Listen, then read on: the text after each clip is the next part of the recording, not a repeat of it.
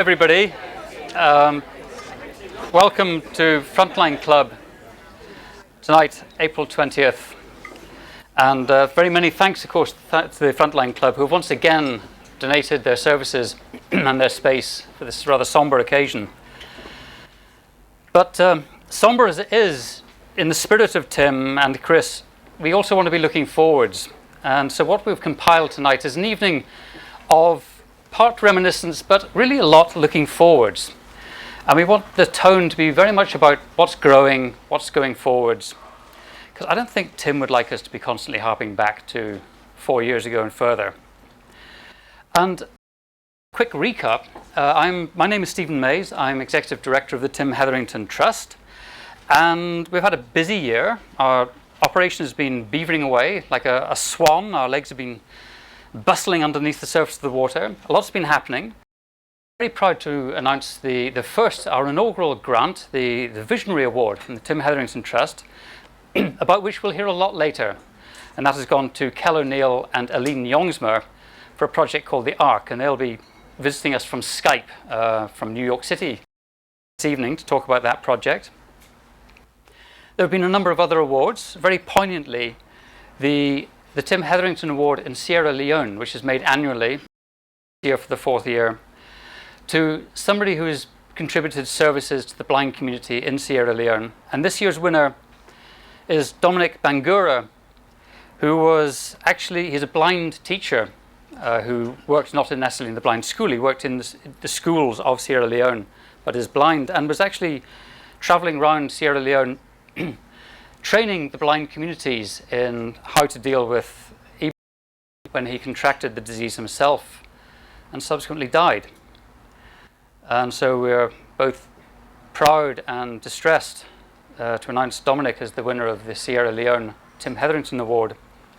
Of course, we're also probably aware of the World Press Photo and Human Rights Watch Award, which this year went to William Daniel for his work in the Central African Republic, for his ongoing work in the Central African Republic. And meanwhile, also in Africa, been doing a little consultancy. There's a very interesting organization in Uganda specializing in the mental health of the youth of Uganda. And we've been consulting them and deciding how can we use media to help them in their cause and opening doors for them and making things happen. And it's wonderful to be able to do stuff in very different ways, using the resource and Tim's network, of course, of all the people who've worked in Africa and builds that area, who are now volunteering and working in Uganda with that group. We left off last year, those of you who came, with a very brief clip from a movie called The Last Patrol, which was due to launch. It was a movie by Sebastian Junger, and based on a conversation he had with Tim traveling on the train from Washington to New York about revisiting conflict in a very different way. And that he made the movie about the journey on foot up the railway line from DC to New York, which was a somewhat guerrilla act in the spirit of the work they had done together. That movie launched in last November, and so many of you may have seen it already. And there have been many other showings of Tim's work. Restrepo continues to be shown and continues to spark debate and thought. And it's very interesting for those of you who know the movie to revisit it. I mean, I revisited myself last year and ran a seminar on the 3-year anniversary of the release of the movie and just how things have changed and how things haven't changed. And that movie stands as a post, as a landmark of where things were at that point and against which we can measure now. There have been exhibitions around the place. We had an exhibition in London earlier this year, Photofusion, end of last year in fact. Photofusion showed the work around from Afghanistan. So there's been a lot happening in different ways. And to start the evening off, I'm going to reintroduce Daniel Meadows, who many of you will know. Daniel is a teacher in Cardiff, retired now, and he was in fact Tim's photojournalism teacher in 1996-97. And he had a phone conversation with Tim which sparked this 10-minute video, and I'm just going to let it play because he speaks very eloquently about what they discussed. Hello, my name's Daniel Meadows, and I'm here because Tim was a friend, and before he was a friend, he was a student, and a student friend, I guess. And I taught him at Cardiff University in the Centre for Journalism Studies in 1996 and 1997, where I worked with Colin Jacobson. I'd come from an older discipline of teaching documentary photography at Newport with David Hearn on the famous documentary photography course, DocPhot as it was known. And the briefs that I taught Tim and his colleagues were the briefs that I'd learned from working with David. It was a kind of basic grammar. David used to sum up all of documentary practice as being about where you stand and when you press the button. That was his mantra. If you could just sort those two things out, all would be simple. But then he would expand it into this idea that photography could be taught through 5 simple briefs: man at work, relationship, establishing shot, portrait, and close-up. And if you worked your way through these 5 briefs, you could give yourself a grammar of photography that you could apply across storytelling in pictures. So we worked the students through these briefs over the first months of their being at Cardiff. Time passed, Tim left, and we stayed in touch. When he was coming back from Africa once, I remember he stopped over for a day and we had a nice happy time together, talking about our various ambitions. My ambition at that time was to go to the BBC with a digital storytelling project, which in fact I did do, and then later Tim joined me for a workshop there where we started working on ways of helping members of what the BBC called the audience, that's us, learn how to make our own 2 minutes for broadcast. And we then did a project that we ran across Wales that was very successful in the end. Tim would then phone me from time to time. We'd have conversations about this and that. And one of the last phone conversations I had with Tim was a discussion about, he rang from New York. I think it was in around 2010. It was before Restrepo was nominated, but after his World Press Photo successes. And we had a conversation about those briefs, those man at work, relationship, establishing shot, portrait and close-up briefs. And I said, here we are in the age where people are starting to talk about conceptual documentary, and photojournalists like you are starting to make triptychs and exhibit in galleries and think of yourselves as artists. What do you think about these briefs? Do you think they're relevant anymore? And he said, oh yes, Daniel, please, go on teaching the briefs. And he said, when I visited Monmouth and photographed in the day hospital, I struggled with them, but mastered them. And then I realised, of course, that if I couldn't manage with a few old pensioners in a market town in Wales, I was never, I could never have managed under fire in Afghanistan. So yes, keep teaching those briefs. And then I thought, while I was thinking what I was going to say to you, I remembered that conversation and a few old pensioners. And of course, it was my wife. He came to work with my wife for a day or two. And I looked it up in the diary, and sure enough, here is 1997 diary. And in it, I find a little one here that says, take Tim home for the night. Take Tim home for the night. When you turn it up the other way, it says Tim to work. Tim to work. So this is Wednesday the 26th of March. Tim to work at the hospital. So my wife took him to the day hospital and he made some pictures of what they were doing there. And of course, those pictures still exist. And here I have the box. And it's Tim Hetherington's pictures of Overmono Day Hospital. So I open it up and excitement. And I find, gosh, yes, look. Here's some people being brought to the hospital. Sorry, they've been laminated, so they reflect. But here's some people being brought to the hospital in the ambulance bus. But you can see it's a rural outside the window there. So this is a sort of establishing shot, old people in the bus. They get to the hospital, which is a church hall, by the way, being used as a hospital. And here you have a group of old people sitting around with a net between them, and they're bouncing a ball around, a bit of occupational therapy. And here are two people dancing together. And this is sort of like a relationship shot. So we've had an establishing relationship shot.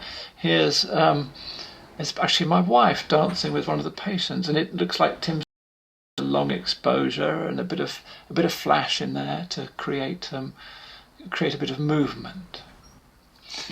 And here's a rather nice portrait of an old soul. Here she is.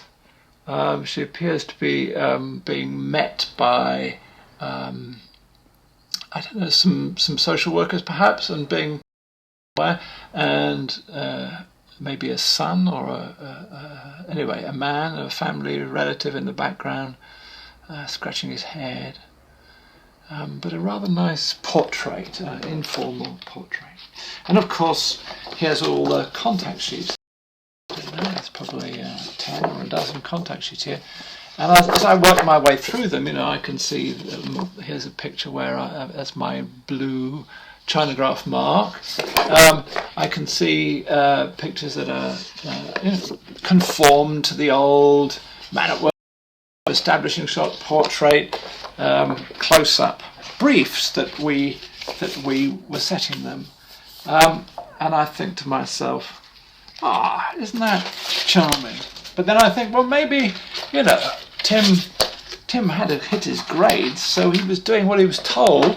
And maybe when he, gave up and did it, moved on and did his great work, maybe he wouldn't have observed those things. But so I decided to pull my copy of Infidel off the shelf. Here it is, a rather precious object to me, because Tim sent me this one, and he wrote in the front of it to Daniel. That was in New York City, 2010, with best wishes. And I thought, well, I'll go through and I'll see if I can find these man at work relationship and establishing shots in Infidel. And of course, they're all there. And here's a lovely, look at this for a man at work picture. It's terrific, isn't it? Thinking about the edge of the frame, the expression on the man's face, the intent, what he's trying to do. Also setting up a sense of mood, being in the dark, peering out into the light where the danger's coming from. So there's a man at work. And then I've got here we go, a relationship. There's loads of relationships, all these lovely pictures of these men play fighting, which I love very, very much in this book. Sort of half naked and throwing each other around and giving each other bloody noses. But this particular one I like very much, which is the soldier. We get to know him rather well in Restrepo, don't we? Kearney. Kearney with the puppy on his knee. And that sort of weird squinty way he has of looking, and he seems to be sort of deep in conversation with this heavily armed comrade. The relationship very, very strong. So there we have a man at work, a relationship. The book has wonderful establishing shots. Here's the Korongal Valley itself, looking into the valley with the road going up the bottom of it, the road that the soldiers were there to keep open. Again, a wonderful sense of place, a general view, yes, but a wonderful sense of place and mood. And then there's also a sort of fabulous set of close-ups in here. This is particularly poignant. I think it says, "God hates us all forever," which seems to me to be an incredibly sad thing for them to have written, particularly since they're fighting, or the enemy are fighting, what is after all a religious war. And portraits, it's full of portraits. There's wonderful informal portraits. I love these observed portraits of the men. But the one that tickles me is this group portrait, because we always insisted that before they could move on to shooting picture stories, they had to have mastered a group portrait where they tell people what to do, line them up and get all their attention and so on. And this is a beautiful one with them all in their battle outfits and their guns all loaded and clean and ready to go off on patrol. So anyway, I thought it'd be nice to share with you these lovely things, because Tim kept the faith.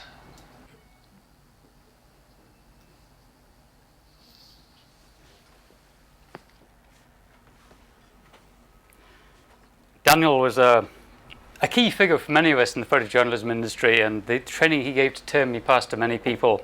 So it's a great pleasure, a great thrill to hear from him. And I thought to follow up on that, we'd do something, just staying in the past for a moment. We'd go back to one of Tim's very early pieces, which is the The House of Pain. Was a piece of work he did in a hospital, a separate hospital piece to this one, which we're going to look at now. Some of you will have seen snippets of this before. It's awkward because this comes from a period of time when Tim was working in a format called Macromedia Director. So I'm making a public appeal right here and now. If anyone has the means of transferring multimedia from Macro Director to a modern format, please tell us. We only have this clip because Tim in 2001 remastered it to put on the web. And as you'll see, it plays very small and we have no means of enlarging it. We're really stuck with what we have. So please let us know if you know any technologists who know how to do this. But here's one of Tim's very first multimedia pieces, House of Pain.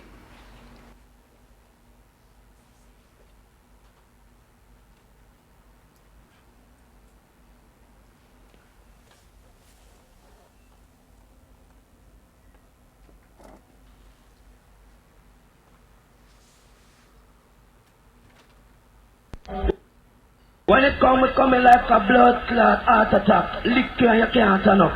Spread out! Spread out! When it coming like a blood clot, heart attack.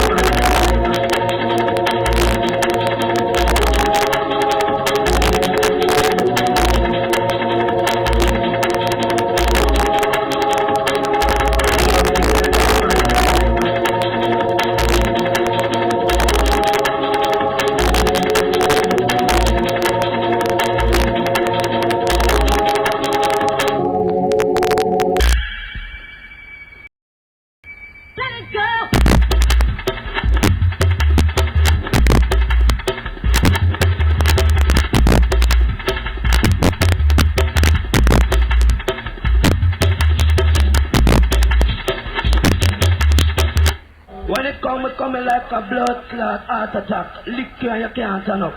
Spread out! Spread out!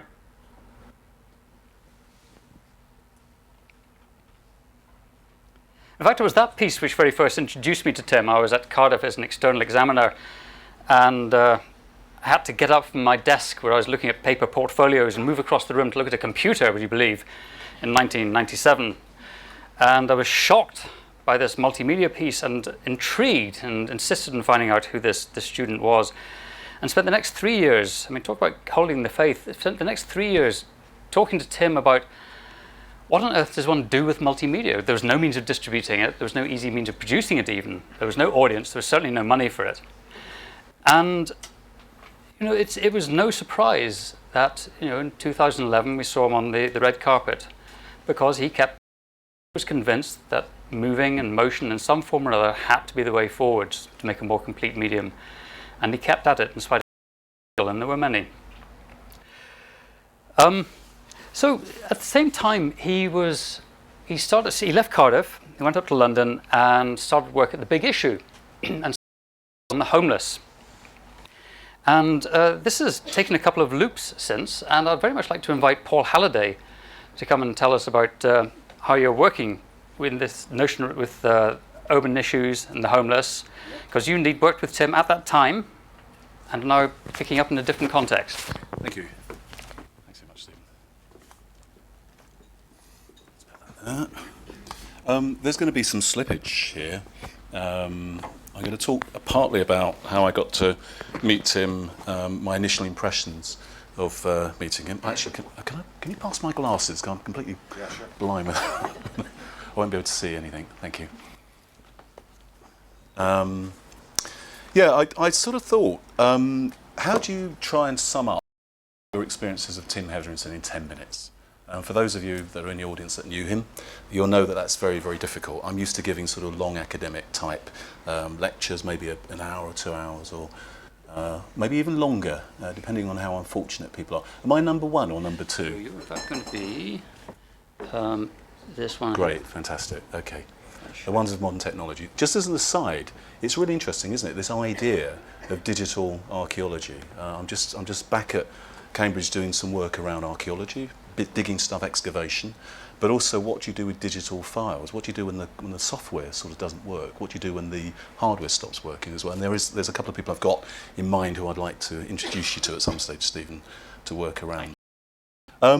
So I'm going to talk very briefly about a conversation we've had. I've had it with Judith and Stephen about the ways in which Urban Encounters, which is an annual conference at Tate Britain, can support some of the work that the Trust are doing, and also to sort of get out there, sort of develop a broader conversation about the relationship between urbanism, the stuff that I'm interested in. That's my day job, running a master's program in urban photography within a sociology department, which is unusual really, and the kind of work that Tim was interested in as well. And I'll say a little bit about when I met Tim. I'm partly based at Photofusion. Photofusion is this wonderful project based in Brixton. It's an education gallery project, doing all sorts of things. And I met Tim some years ago in the darkroom there. I've been printing. I'm going to show you some of the images that Tim helped me to work on and gave me feedback on. I've been printing, I've been doing these long sessions, and one day Tim came out and introduced himself, and he said to me, I've seen some of your photographs, can I talk to you about them? And that was actually quite unusual, because generally speaking in public darkrooms people tend to sort of stay to themselves, whereas Tim was the exact opposite of that. So I met him about 5-6 times over a number of days, over a couple of months, maybe three months, maybe 4 months. Sometimes I'd be doing long sessions, and Tim was really, really good at the Photofusion exhibition. I gave a little account of this. Tim was very good at making cups of tea, and he was very good at asking at the end of a long printing session, would you like some tea? So we'd always sort of sit and have a cup of tea and then have a chat about some of the work. Now, let me continue. Urban Encounters is an annual conference that we run at Tate Britain. We've been running it since 2008. Interestingly, was one of the first speakers, so it's quite an interesting moment of synchronicity there. I was really looking forward to seeing him. I was very excited about him in the flesh, but of course he's not. He's here digitally, which is quite appropriate given the nature of his talk. And Yeah, it's sort of grown. A couple of the curators came in at the first conference and decided that they wanted to invite us to come to Tate. And so we've had a number of really interesting speakers there. Marketa Liskakova gave a keynote, a fantastic keynote a few years ago. If you're not familiar with her work and if you're interested in street-based work and urban photography, she is one of the main figures within the world, I'd say, certainly in Europe, certainly within Britain. And I've had the pleasure of actually working with Marketa over a number of years. She's a very character. She has a presence on the street. And when I spoke to Tim about what I was doing, we had a long conversation actually about a number of urban photographers and how they work. I also spoke about the idea of the relationship between photography and film. I trained initially as a photojournalist, went on, became a filmmaker, and then slid into anthropology and art history and a bit of archaeology as well. It's a slippery subject, urban photography. It invites exploration and encounter. And I think Tim understood that. So it wasn't a huge surprise to me when I learned that he'd actually gone into filmmaking. I think it's quite significant. The course I did, which was at LC, what was then called LCP, London College of Printing, it's now called London College of Communication, because it sounds more academically rigorous, I think. But the course that I did, about 50% of the photojournalists became filmmakers as well. So I think that for those people that are interested in film, I think the training that you get as a photojournalist is very, very relevant to the way in which you develop as a filmmaker. Peter Fraser gave a fantastic talk a couple of years ago as well. We're very much interested there on that particular conference about the idea of materiality. So there was some sort of cultural archaeology, sort of material object sort of theory coming in there. And he was very much concerned with the notion of serendipity, the idea of just finding things by accident. Diego Ferrari is in the audience somewhere. He's my co-traveller and co-organiser of the annual conference at Tate, and is working around performance. In fact, he'll be doing a panel this year, this October, on the relationship between architecture and performance. You've probably got a sense from these photographs that they're very diverse, and in terms of how you make sense of urban photography, it's a kind of constellation of practices rather than saying it's one thing. I mean, I had a very rigorous training as a photojournalist, and we did a lot of work around portraiture and around landscape and establishing shots, all those things. But urban photography is much more slippery. It's much more, I would say, multi-dimensional and interdimensional as well. So you've got different genres of practice that have conversations. Sometimes they have constructive conversations, sometimes they have less than constructive conversations. This is from a project that I presented about 3 years ago on the idea of nowhereness, this notion of kind of geographic uncertainty. What happens when you turn up you don't know, and how do you then work with that in terms of notions of knowledge? And this idea of not really knowing where we're going, I think is actually quite central to the way in which photojournalists work, and I think it was quite central in many ways to the way in which Tim worked as well. It was quite interesting to hear Daniel on the one hand saying that there's a grammar for photojournalism, and I kind of agree with that, but I also disagree with it. I think that there's a grammar, but I think there's also a conversation, and I think it's an evolving grammar rather than it being sort of set in marble. It's something that is fairly fluid. So it is a grammar, but those people that are grammarians will know that grammar isn't just given, it's something that evolves over time. We have this thing called sociolinguistics. That's why sociologists love talking about grammar. It's worth thinking about that, and I think that Tim understood the fluidity of grammar as well. Now, recently, I was compelled by my colleagues at Goldsmiths to finish my project about London. It was a 20-year project. It went on and on and on, and Tim was in right at the last part of that, and he was very, very helpful because we had a number of conversations about the images, how they were working, and what kind of ideas were coming through those images as well. And so what I've done is I've put together a selection of images that Tim saw and commented on and gave me feedback on as well. This has evolved into a trilogy. There's two very large colour projects that have taken the project forward, and there's a film installation project that will go with it as well. But this is the early work, and this is the work that Tim very kindly gave me feedback on. A photograph of a man who's decided to have his own exhibition. There's an exhibition happening, but he can't really wait for the opening. He wants to actually invite himself to his own private exhibition. Photograph of a man in Kensington, not Kennington, Kensington, two entirely different places. Kensington. A man who saw me photographing, walked into the frame, adjusted his tie, composed himself, waited for me to photograph, then walked off without saying a word. Okay? Quite an interesting idea of where it fits in terms of happenstance, portraiture. Who's actually being the author here, I wonder? Photograph of a couple who just run the marathon and decided it would be a really good idea to stop and get married on the way. Okay? Which may actually work as a metaphor for marriage, in the sense it's going to be a very long slog, it's going to be sweaty, and at the end you may not get a medal, depending on, someone might give you a beer, if you're lucky.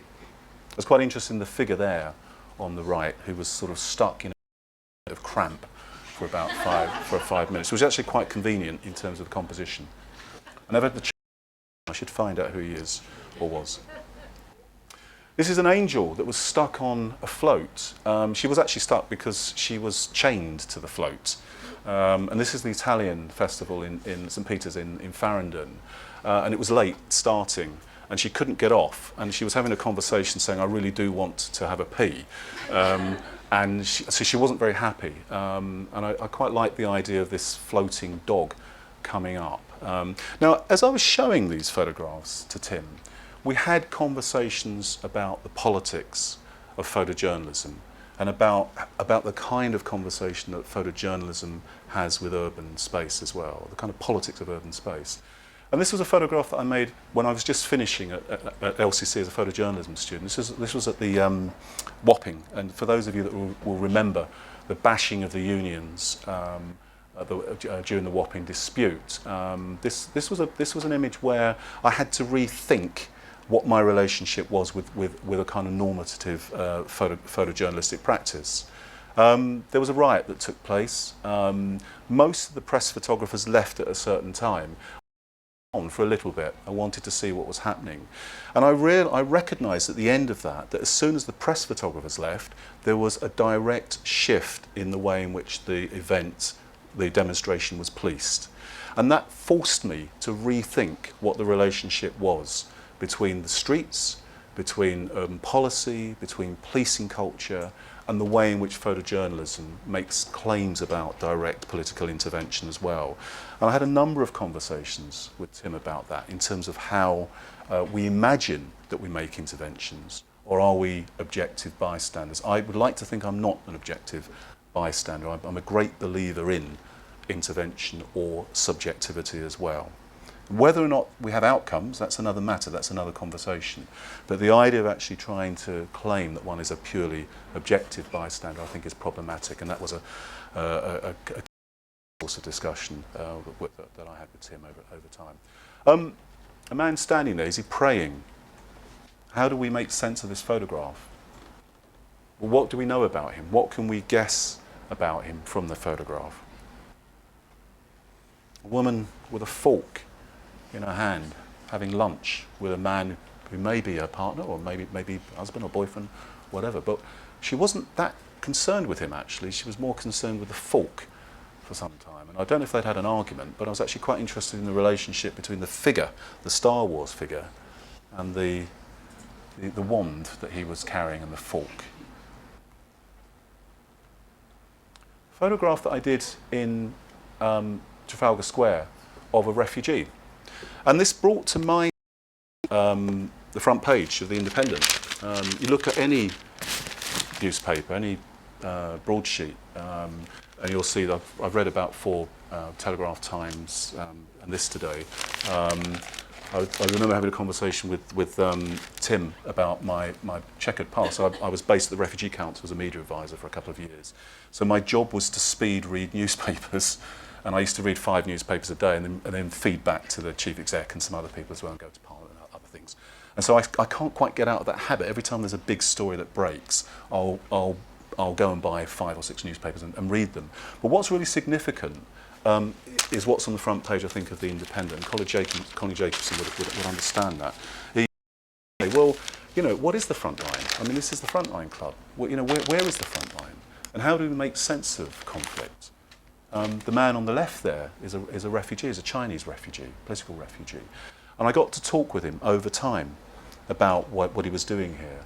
I was really interested in his daughter, who had this ritual of going to this place, Trafalgar Square, hanging upside down the world. Before she'd actually settle in, she'd have a ritual of looking at the world upside down. And I think that that's a kind of metaphor in many ways for the way in which artists and the way in which photojournalists can work as well. That we train ourselves to actually look at the world upside down. We look at the world differently. And I wonder how grammar fits within that. It's a figure of death going through Trafalgar Square. It was actually a figure of death who wasn't really a figure of death at all. It was a woman who was on her way to a fancy dress party, who was there an hour early and had decided to walk around to see what sort of response she would get. So it's an interesting thing because it's kind of a performance. It is a performance, you know. And I'm not sure this thing about, you know, where photojournalism, performance and art sort of start to overlap, I think is quite interesting. Now, we don't have time to really do too much theory because I've only got 10 minutes, so I'll just quickly whiz through that. It's a very good quote from Walter Benjamin's One Way Street, and what he's really saying there, and I think this is really relevant to the way in which photojournalists and the way in which urban photographers talk as well. He talks about the viscerality of walking, what happens in terms of how we understand urban space when we walk space. And this, of course, is what Tim did a lot of. He spent a lot of time walking on the street, walking through spaces of conflict and making sense of those spaces. And of course the walking brings you into encounters, it brings you into contact with people. And I think it's a very important part, again, of Tim's practice. And I'll just finish with a few more photographs. This is a set of East End. I met Marketa Lyskakova quite a bit there. How am I doing with time? I've got another couple. Yeah, okay. Quite a few times there. And these photographs were really about an area that's changed now beyond recognition. We wouldn't really see this now. It's changed in the sense that it's very much a site of coffee bars and bespoke kind of pubs and bars and things. And this is the last couple of photographs I'll show. And this is from a series that I did in Greenwich around about the time of Stephen Lawrence's murder. And I remember having a conversation with Tim about this. I made a film for Channel 4, which was the first film that was made about the police investigation of the murder. And it was amazing. I remember saying, well, hold on, you know, there's this conversation in photojournalism about what we can actually hope to achieve. And maybe it is about actually thinking about photojournalism as a tool for social change.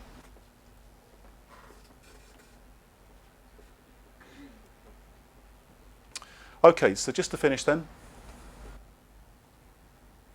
Next year, we're hoping to focus on photography, memory, and the archive. We're going to have a conversation with Stephen and various other people, Judith and other people in the trust, about whether or not we can have a panel or something like that. I think it would be really good if we can have an engagement with Tim's archive as well. I think it's a very, very important body of work that directly relates to, in particular, to cities in conflict as well.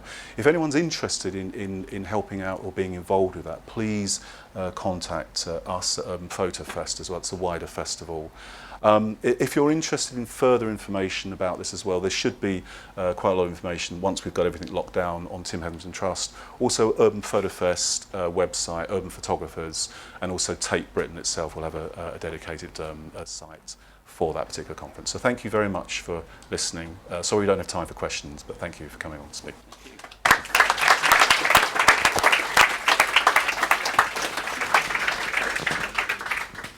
Thank you, Paul. And it's a matter of particular pleasure to all of us to see Tim's work reinvigorated and getting new life. Will indeed at this festival, because his work in 97, 98 around the homelessness was a very big concern of his, a very serious concern. And as everything he did, he stayed with it. He didn't just leave it when he walked away from the big issue. And in preparing for this evening, I came across what I think might be his very first film brief, where he was applying to channel follow-up on various government reports on homelessness. And so in 2001, he was back into the issue of homelessness and looking to make a movie about it, which in that instance didn't happen, but very typical of Tim, he continued. So look forward very much, and thank you, Paul, for making that possible. So Guy Martin is somebody who caught a lot of our attention over recent years, someone who's been taking different approaches, very thoughtful approach to photojournalism and its role, and really picking up very much from what Paul has been talking about. I'd like to invite Guy, who was a friend of Tim's, a travelling companion of Tim's, and who has been working since and thinking a lot about how documentary photography is evolving. And so, Guy, please.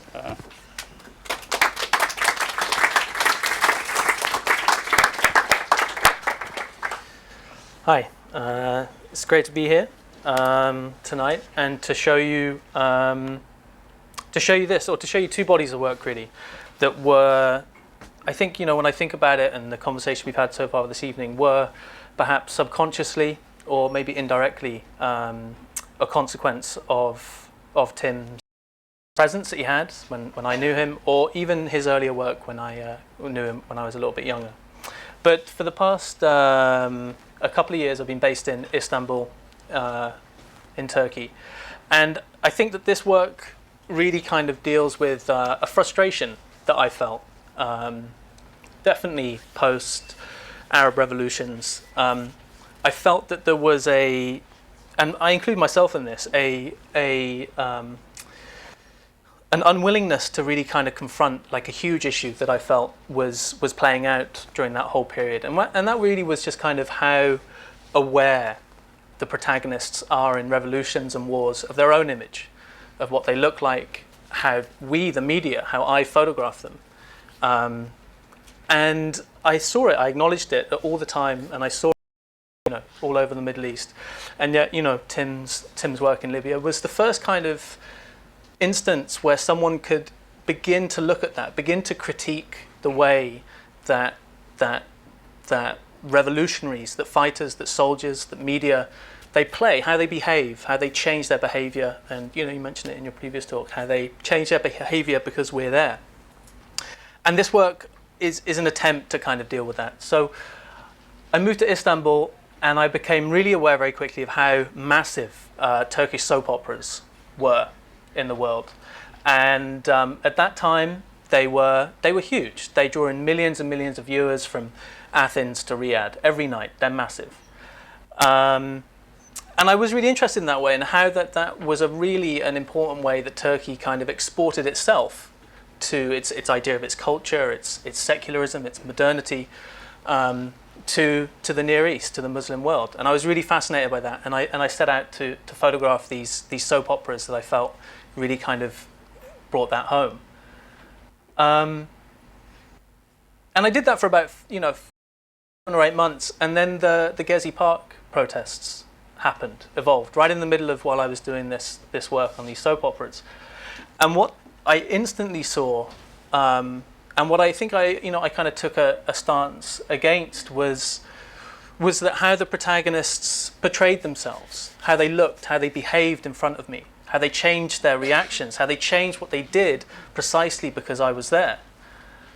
And I could never have predicted that when I started the soap opera work, and nobody could have predicted the Gezi Park happening. But at the end of that year, at the end of 2013, at the beginning of 2014, there was, looking back on that work, or that year's work, there was a distinct similarity. There were recurring themes. There were the way people looked, the way people behaved started mirroring themselves in the soap opera images that I had seen, and then in the protest scenes as well.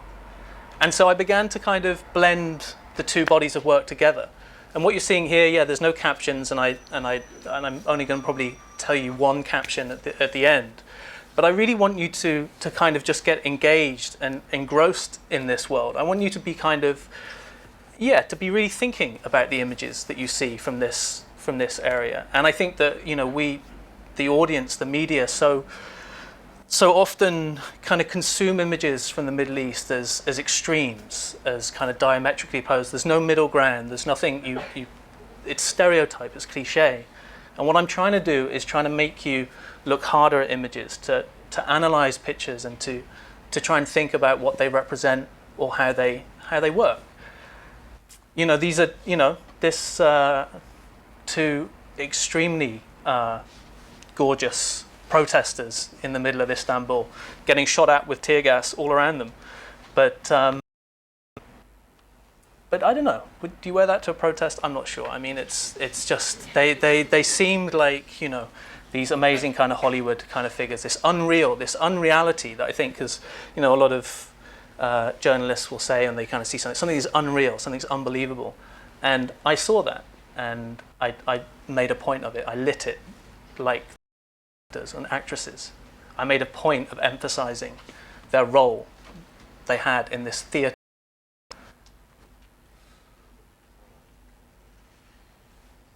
I'm rushing a little bit because I just want to make sure I just get everything.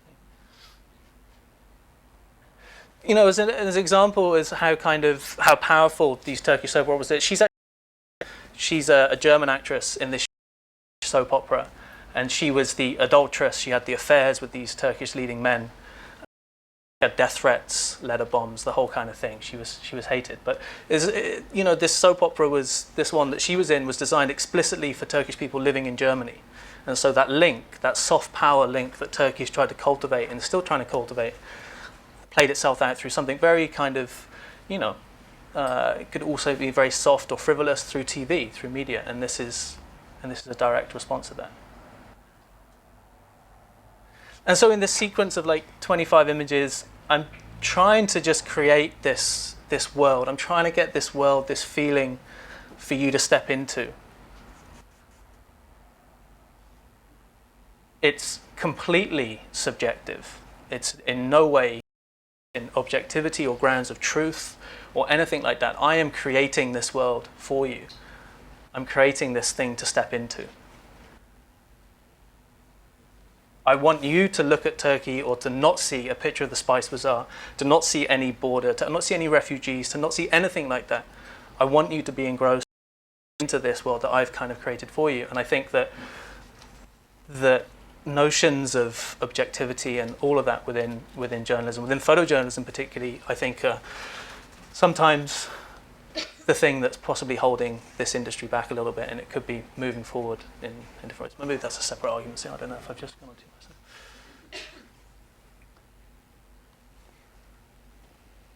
And so these images are still mixed. There are still images here from daily life and from protest and the huge political events that have been happening in Turkey. And hopefully they're not abundantly clear, but some of them should be.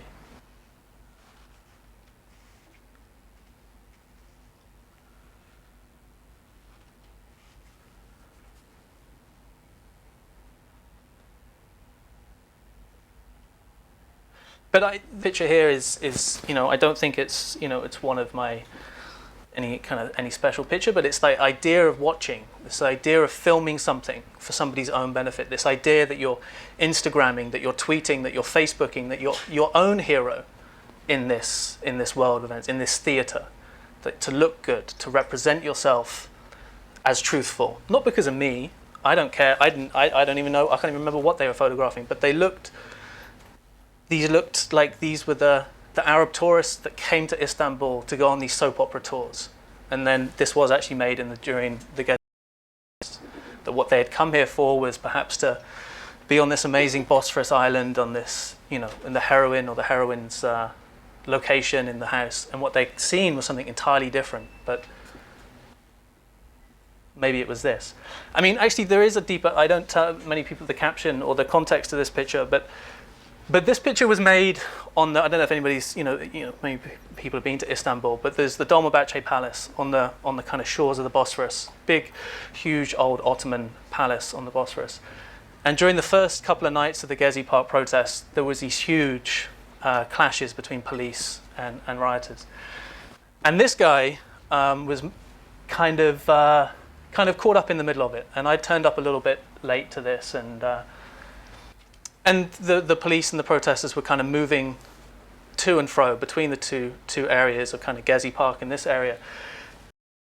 I was photographing the Gezi part with like 2 or 3 flash guns. It was ridiculous. I was the slowest moving photographer there. It was crazy. But this guy saw me. This guy saw me, and his friends saw me, and he was completely cogent and normal before this picture was made.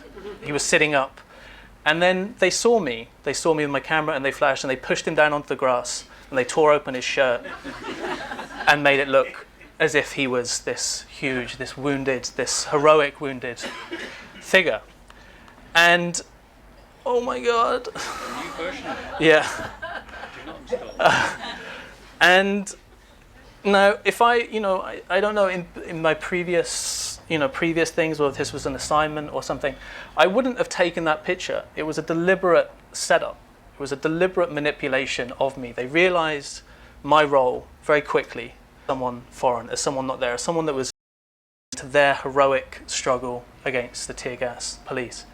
And they threw this guy on the floor, and they opened his shirt, and they presented him to me. Now, I wouldn't have normally taken that picture in that situation. I'd have moved on and just forgotten about it, and it would have been one of those things. But I made a point of really photographing this guy and making it look like he's a hero from a soap opera. And I think that picture really kind of sums up that whole kind of period for me. These gorgeous movie-esque characters in this giant soap opera. And I think it just reinforced at this point, towards the end of this, this kind of story that I'm trying to work on at the moment. This idea of this theatre, this area in the world that is a giant soap opera. So many different characters, so many different players, so many different things happening. And I use... Oh my God.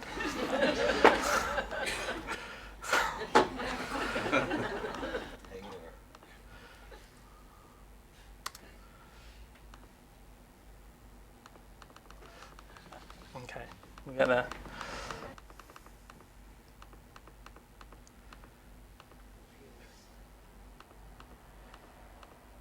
Yeah, that they use these protests as these giant soap operas. And this, of course, is a damaged bust of the founder of modern day Turkey, Kemal Atatürk, with a huge chip out of his head, and I think that's kind of vaguely metaphoric for the future of Turkey at the moment.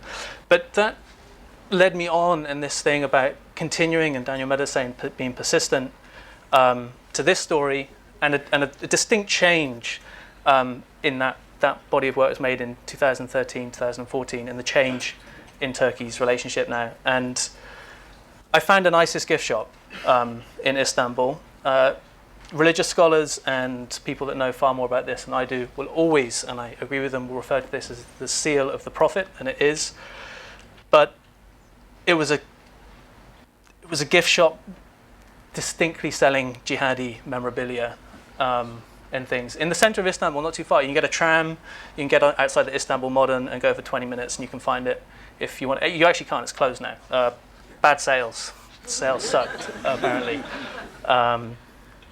But this language, and I think this thing, that Tim did, evolving this language or moving into film and moving into video and what he was doing and commenting on, with his recent work in Libya, everything. And I feel that. I feel that, that this generation that I'm a part of, you have to evolve. You have to find ways of telling these huge stories that are going on. You have to have a visual language. It's not good enough to just kind of be somewhere. You have to kind of, you have to kind of evolve and just figure out new ways of telling these stories. And this is, I've lived in Istanbul for almost 3 years. I've never been down to the border.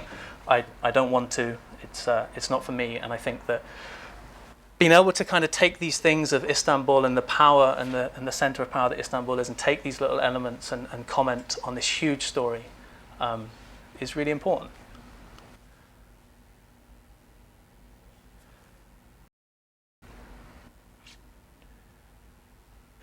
And then finally, this is some brand new work that I haven't shown anyone. This is part funded by the Magnum Emergency Fund.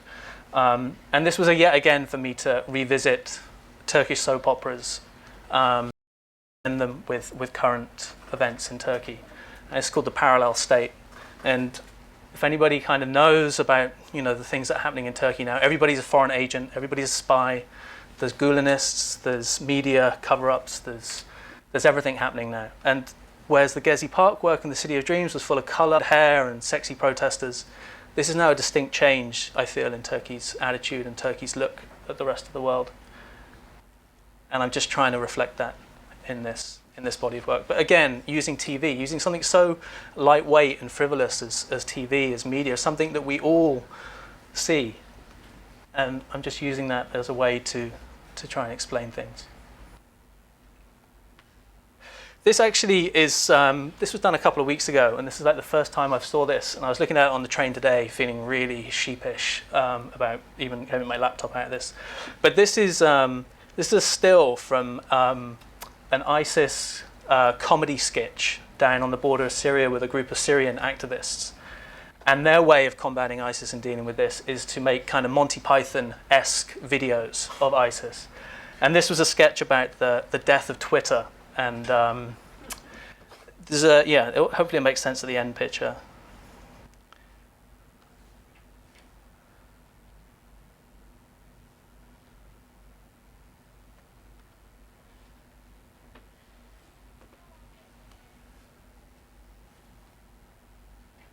And I find this, really a really difficult subject to do, to photograph, to be with these.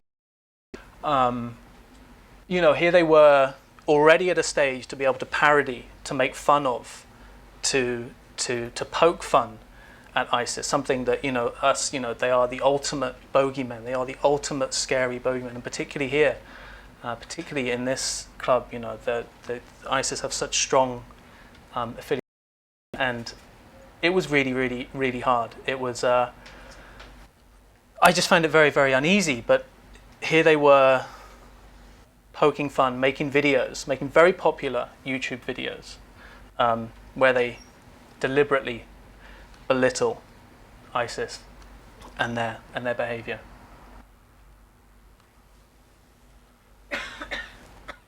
I'd love for this all to make probably a bit more sense, but I'm just very quickly going through it.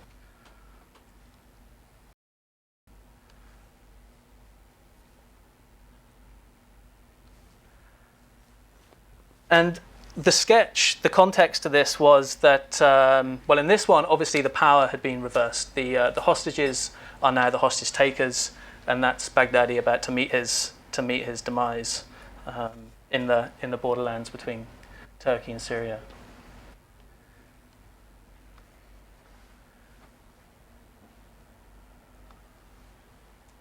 But all of these images mixed with kind of big, the Soma mine disaster, all of these are in here. And this is still very much a work in progress, so you're getting a very first kind of a look at this.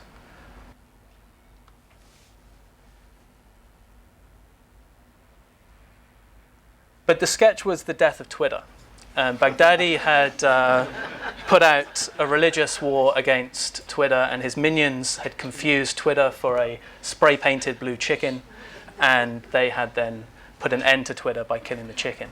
So I was just reassured that sometimes in the Middle East, sometimes in Istanbul and Turkey, the stories that are not the extremes, that look at this perhaps light-hearted or perhaps very different normal view, very middle-class view of watching TV and the internet and watching soap operas, can actually be an incredible tool to tell this story through a different way. It's what we don't know that I find about working in the region at the moment, and this is the story, hopefully, that will do that. So, thank you very much.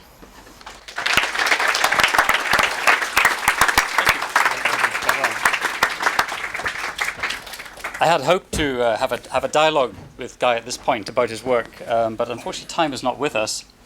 So we're going to push straight ahead into our next presentation.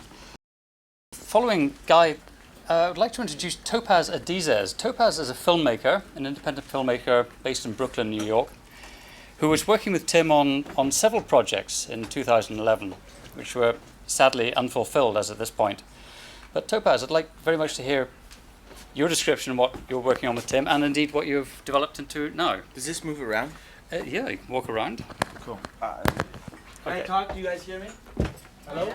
Can you hear me back? My name is Topaz, and I like to think of myself as a story breaker. And I just came up with that term like a year and a half ago, and I was like, boom. And what I mean by that is that we all have our paradigms. We all have our stories that we tell ourselves. Society, media, we all have our stories. But we create other pieces of work that break those paradigms so that we can have a deeper connection to other stories. Does that make sense? I think that Tim was very conscientious about that, and I wish I could talk to him about it, but I know that throughout his whole work, he was constantly saying, how do I create work that connects people in a different way? He used to say, you tell me what the story is, I'll tell you what the image is on the New York Times. I'll tell you what that image is. We know what that image is. You know, opium dealership in Afghanistan. Okay, there's a soldier and weeds of opium. I've seen that 4 times already in the cover of New York Times. We know what the story is. How do we create new stories? How do we break past paradigms to create new ones? And that's what I think Tim was very conscientious about. That's what I try to do. And actually, I want to just talk about 3 things. Today is obviously an emotional day. I just landed in from Brooklyn, from New York, and I, by chance, had a connection in Milan. And I'm sitting in Milan looking at the mountains and the snow cap, and I'm like, oh, that's right. Tim and I had a trip here in 2010 for 23 hours. We flew from New York to Milan, drove to Vicenza, shot, drove back, and came back. And the scariest bit of the whole thing was that Tim drove. That was really scary. So there's, the first time I met Tim, it was 6 months into research. I wanted to do a story about a conflict photographer. I mean, who doesn't? It's like so. So I went to meet with Tim, and he told me a few things, but there's 2 things that stand out. The second thing he said was, Topaz, if you're going to make a film about a war photographer, if you're going to propagate, be aware, if you're propagating of a war photographer, you're also propagating the myth of war. Be very conscientious. Like, absolutely. First thing he told me, more importantly, was like, you do realize that you're making this, it's not really about that or anything else. It's really about you. Are you ready, are you prepared to commit yourself to where this journey will take you and reveal that? One of the things that Tim was, and I talked about, after Restrepo, him and I met before Restrepo, was, maybe I should, film myself in therapy, talk about my version of PTSD. It was kind of an extension after Diary. But Tim and I connected a lot, and we were working on how many of you have seen Diary? His last experiment, yeah. So Tim and I were working on a fictional version of Diary. The stacking of experience over time, what happens to an individual, what do we learn from that individual who's a witness to the spectrum of human experience over time? Why do they go at 23? Why do they go at 30? Why are they still going at 35? That one day will be made. It's not happening now, but some people here have seen the piece that we did make, which is a proof of concept. But that's not what I'm here to talk about. What I'm here to talk about is Tim and I were playing on this idea, really Tim's idea, was like, let's go to Afghanistan and make a sci-fi movie. And let's make a sci-fi film where the audience doesn't even know that we're in Afghanistan. They don't even know it's a documentary until the last frame. Let's use a vernacular, let's use a cinematic language, the sound design, let's just use the common language of sci-fi and tell that story. So I pulled out a few quotes from the grant application that him and I did. Is this the first slide? Let me see. First slide. That's the first slide. So, most current photographic depictions of war roughly follow the 2 characters. The action-based, wait, is this me? Yeah. Heroic ideals of photojournalism or the intellectual artistic tradition of the photograph as landscape paintings. But what if we, let me get this up. Oh no, that's not, okay.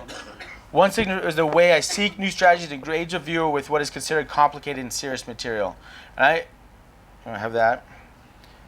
Yeah, I grew up in the televisual world of the 1970s, 80s. I didn't go to art galleries. I watched science fiction, sci-fi programs like Flash Gordon and V.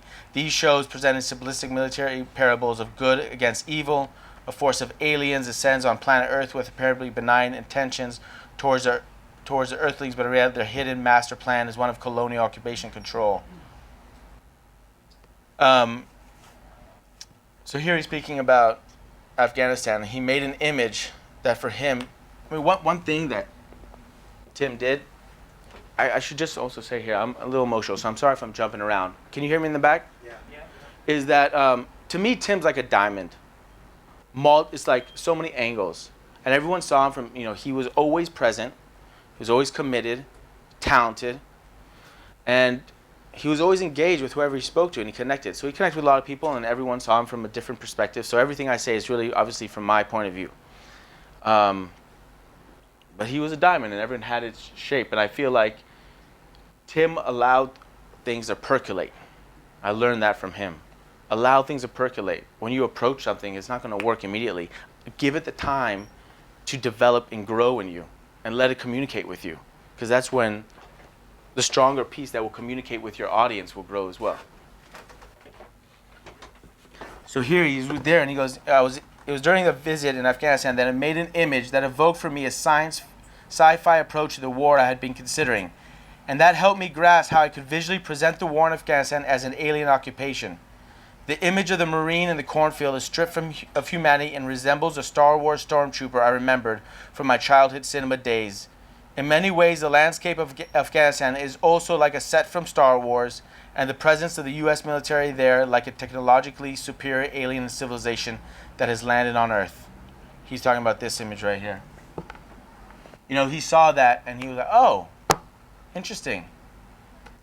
Here's another two that right?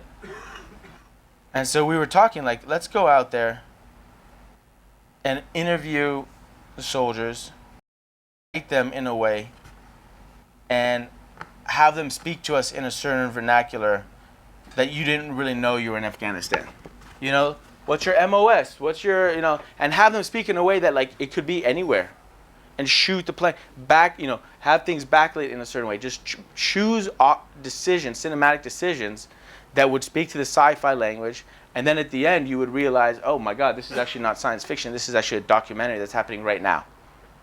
So it's recontextualizing something. So it's breaking a story. It's not showing you something that you already know, giving you another way to look at it. Here he says, this project will be a continuation and a radical departure from my previous work. While I aim to work from within the perspective of the embedded structure, this time I will not be seeking to create humanistic images of soldiers at war. My aim is that the viewer be unable to connect to the soldiers in terms of personal identification, particular human gestures or events. Instead, I will be presenting them as non-identifiable stormtroopers. Conversely, I will present the Afghan people in humanistic fashion, but at a distance, in order to establish the viewer with a sense of objective cinematic overview. So, we were talking about that, and then this came out. Where is it? We have it here. This made us laugh. I showed this to Tim, and we were laughing. Where is it? Is it an iPhone? Is it a? Looking for the little clip. Yeah. There. You can close that. Oh, right. There we are.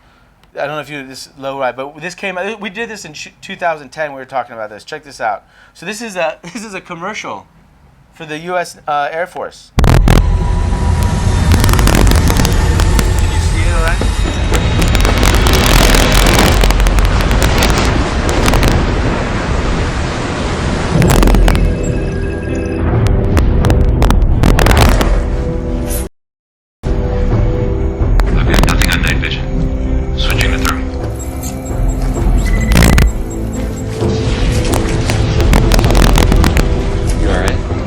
Don't worry, we're gonna get you home.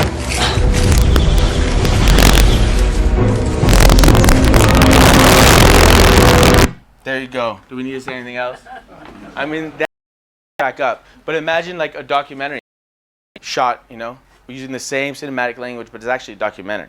I think that shift at the end, that twist. Can you bring up the lights for a sec? That I think would move people, would make you break the story that you're used to saying something.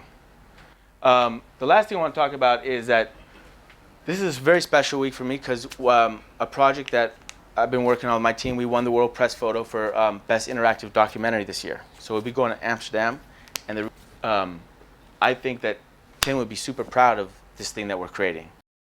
way that I've been influenced by Tim is A, percolation of projects.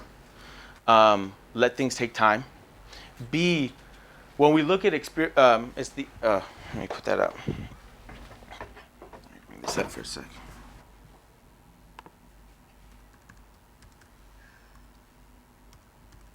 So hold on a sec.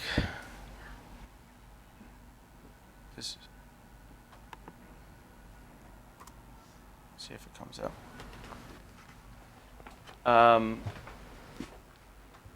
So there's this latest project of that I'm working on is called. Let me just pause it here. It's called the and. This is the and basically.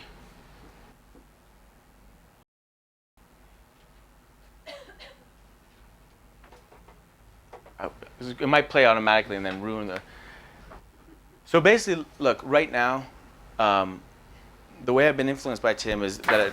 Here we go. Ooh. Oh my God. Uh-oh. Can I skip this one? You ready for this? How do I take it? How do you feel? How do you think? What do I do? What do you love? What do you hate? Why do I end up with the sex questions? You sure that's what the question said? Do you want to talk about it on camera? I slept with other people. You like second guess me. You didn't understand. I'm not doing anything wrong. Get over it. Fuck you. I loved you. I feel like you just kind of copped out of the question. That's a loaded one. And I'll do that as many times as I have to. My heart is beating fast as hell right now.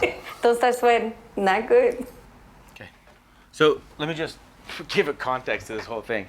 Basically, I want to tell a story. I want to break a story. What is it? I want to talk about how the emotional experiences of life are shifting, right? The way we connect, the way we emotionally connect with one another is totally different than the way our kids are connecting.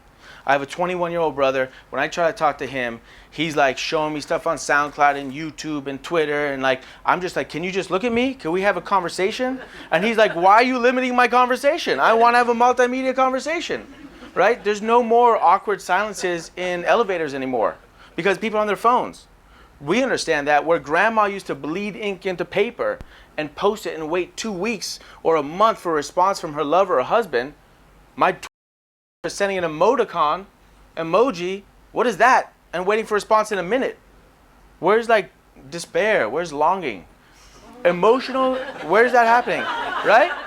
An emotional experience, if our emotional experiences of life were a spectrum of color, I would argue that certain colors are getting augmented and certain colors are disappearing entirely. No more like weird, awkward silences, because we got this. But at the same time, if I'm looking for a partner, oh my God, my pool of from is gigantic. It used to be who I met at church, on the street, in the bar, at the pub. You know. Now I got Instagram, OkCupid, Tinder. I mean, I got the world. How do I make a choice? The way we're connecting is shifting. Now, yeah, I can make a film about that, right? I can make a documentary about that. I could make a short film about it. I can make a photography book about that. But one thing is like, wait, why don't we create experiences? And why don't we make experiences that are platform agnostic, depending on what the experience should be? So why don't I create a unique experience that's unique to Snapchat? And then why don't I create another one that's unique to an app? I download it. Another one that's unique to Instagram. Then there's a unique experience to a film. You know, Tim made Restrepo, but he also made Infidel, right? He also continued. He saw like, all right, I have a subject, but how do I create different content? How do I break the stories and create you different experiences? And it's not replicating. I'm not copying Restrepo into Infidel. It's a different experience. This is a book. This is a film. This is a 90-minute experience. I paid $12. I'm sitting in the theater. It's a different level of commitment. Here's a book. I paid 45 quid for it. I'm sitting here. It's on my coffee table. Different experience. So I want to talk about this subject. So I create a collective, and we create experiences. The end is our first experience, and what it's about is it's like couples therapy. It's the idea that oftentimes we don't want to talk about conflict because we think it's going to blow up in our faces, right? If you talk about it, you find a greater level of intimacy. The energy where there's conflict, there's actually energy in that conflict for greater connection. So how do I create that for you? How do I create an interactive experience to put you in that space? How do I put you in the space between other couples so you can see it? That's the and. The and is like you and I, him and her, Romeo and Juliet. You know, it's not the individuals, it's the and. The and is the thing that connects you. So that's what this is. You and put you in it. And we all know that every relationship is its own world, its own language, right? So therefore, when you have the experience here, that should also be its own language. It should be its own world. You can never have the same experience on this site. I dare you. Play twice. You won't have. Play, and I'll show you. You have this little teaser. Oh, these couples are talking, right? Triptych, 3 cameras. Like if I'm talking to somebody and you're looking at my profile and I'm talking, you know, you don't really sense what's happening. But when you see both close-ups on the face of the same, they don't have to say anything and the whole world comes up, right? You know, am I the best sex you ever had? Woo! You know, but you're seeing, where's the eyes going? Who clenching? You're literally in the space between, you're sensing it. So what happens? Make it interactive, connect it to you. So we create, right? Now we're gonna create, give me a name of a classic English cat. Oliver. Oliver, he likes to drink. He loves Chelsea. All right, maybe not Liverpool, whatever. And this is not quite lining up right. Let's say this. What's your strategy when arguing? Destroy or compromise?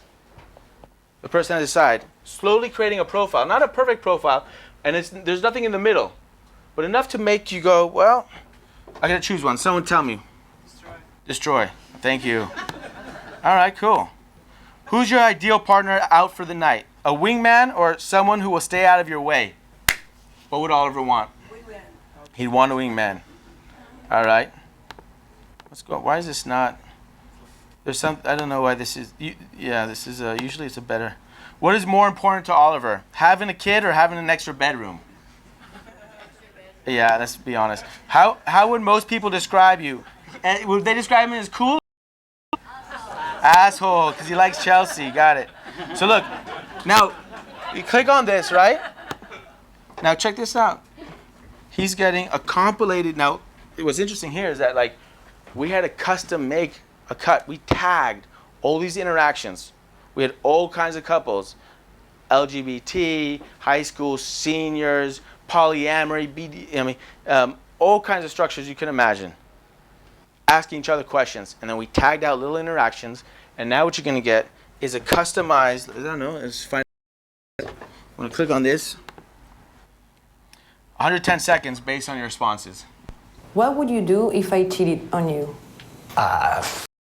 Idea. But I think I would have a very hard time forgiving you. I don't think there's any circumstance under which it would be justifiable. Yeah. And then whether or not I'd forgive you for it anyway, it'd be pretty. I would not expect you to forgive me. What do you think is the next step in our relationship?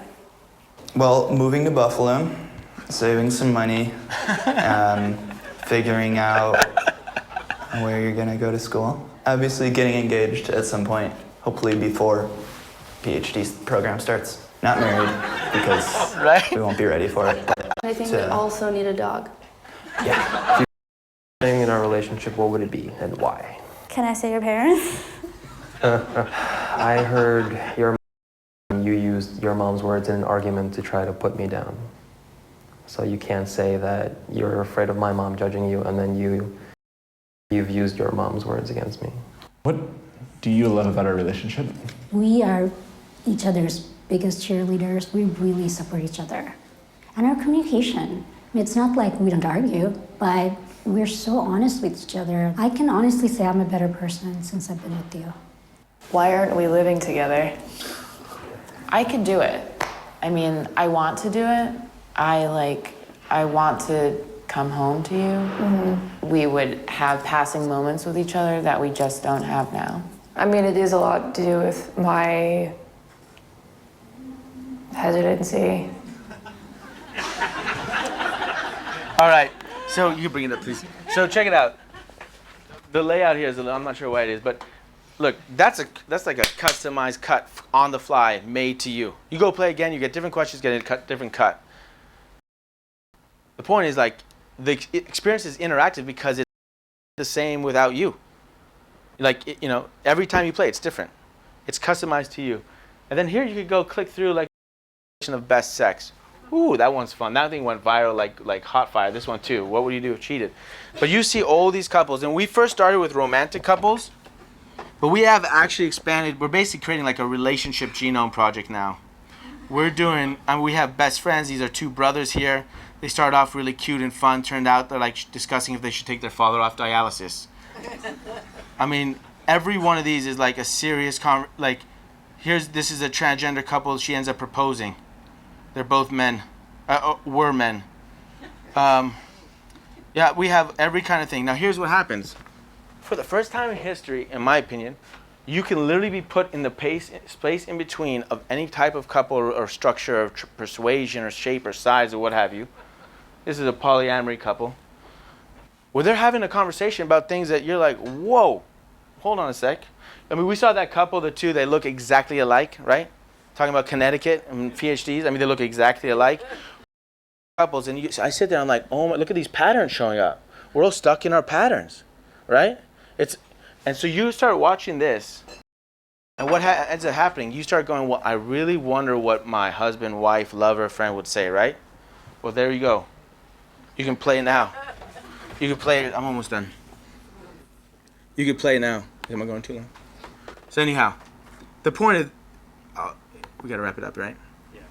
So, questions. The point here is like, and this is going to, yeah. We have different executions of this experience. So this is an interactive website experience, right? But if people invite us, we do a 90-minute live theatrical show, and we don't even, we create, because it's like, what's the experience? What's the accessible resources you have? What's the technology you have? And create that, and it's a different experience based on the same core idea, but it's applied differently. I mean, I think that's something that I believe when Tim approaches his stories and things like, how do I shape differently? I'm not going to get stuck into one thing. You know, he was like, I'm an image maker, right? I'm a photojournalist, I'm an image maker. And I think later he would have dug if we could have had that hangout and talk about being a story breaker. What did that really mean, right? That's why I started with that concept. But this is the and. If you guys want to check it out, theand.us. Later this year, we are actually going to, we have another project coming out called Honest X. Can you guess what that's about? What do you think it's about? It's not ex-lovers. It's data mining pornography to improve your sex life, to have that conversation. Because there's so much pornography out there, everyone's looking for here. Why don't we actually have an interesting conversation about it? Why don't we actually data mine that information? We also have a morals litmus test. There's all these new couples coming up. There's sisters co-parenting. There's single women who are like, you know what, I'm going to have a support group of godfathers and godmothers raising children. People are now experimenting with new family structures, new dynamics, and we're like creating experiences for that. So that's it. I just wish, you know, I think Tim would have dug it. I think Tim would have dug it. Thank you.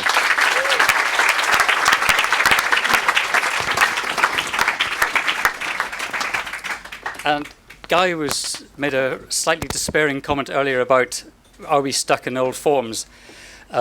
I should point out that Topaz is in London en route to Amsterdam at the moment to pick up an award for the And, where he's won the first prize, the World Press Photo Interactive Multimedia. So congratulations on that. Well, we are going to be finished in 30 minutes' time. We have a couple more really interesting pieces, and I'm not quite sure how to introduce this next one.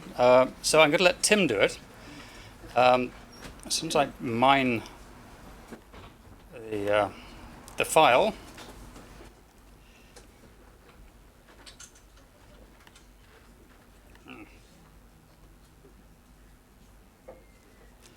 Apologies for this.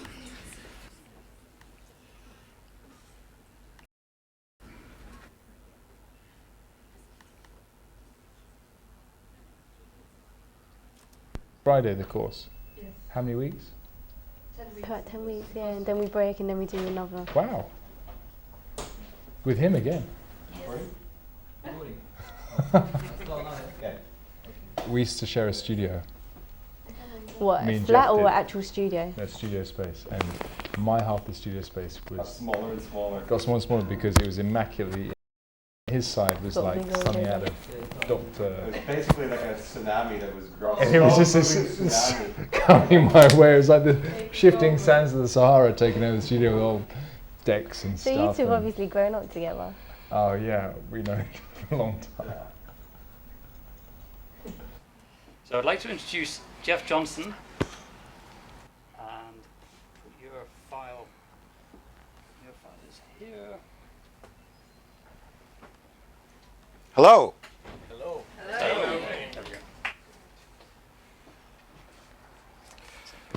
Thank you for having me to the Frontline Club. I want to do something that mixes a little bit of the highbrow with the lowbrow. So there's this play by Samuel Beckett called Crap's Last Tape. And in it, this old man, he's listening to old tapes of himself when he's young, and that's kind of it's part of what we're going to be doing here. And in it, when he's listening to these tapes, he goes, spool, spool, spool. So I want you all to just say spool together. Spool. Okay, thank you. And now for the lowbrow. I came here in 1988, winter of 1988, and the next summer was the summer of love, and that was the summer of acid. Can you all say acid? A little louder. All right, here we are. This is the studio that I shared with Tim. That's a cat, stuffed cat in the corner. And it was like the shifting sands of the Sahara. The wall at the back that you see that's behind the big orange thing got piled higher and higher. I make a lot of things. I make things.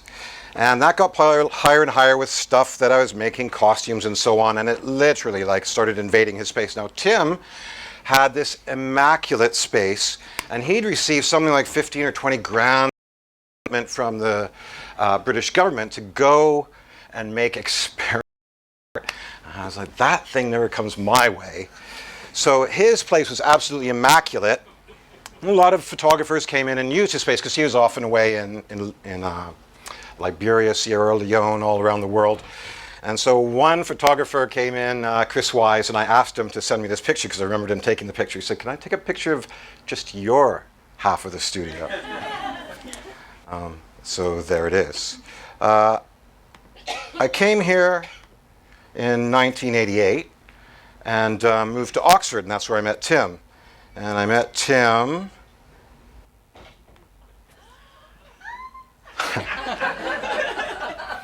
This is me in about 1989. That's where I worked, in a burger bar right across the street from Tim's and Spider's place, and you can see the reflection of their place in the shop window. And future captains of industry and heads happily here at Pepper's Burgers.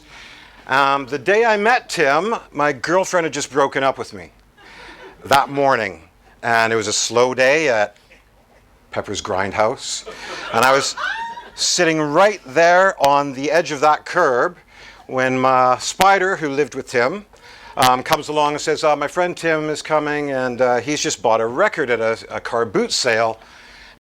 I haven't got anywhere for him to play it. And then this figure comes down the street, and I think he'd just come back from Mexico.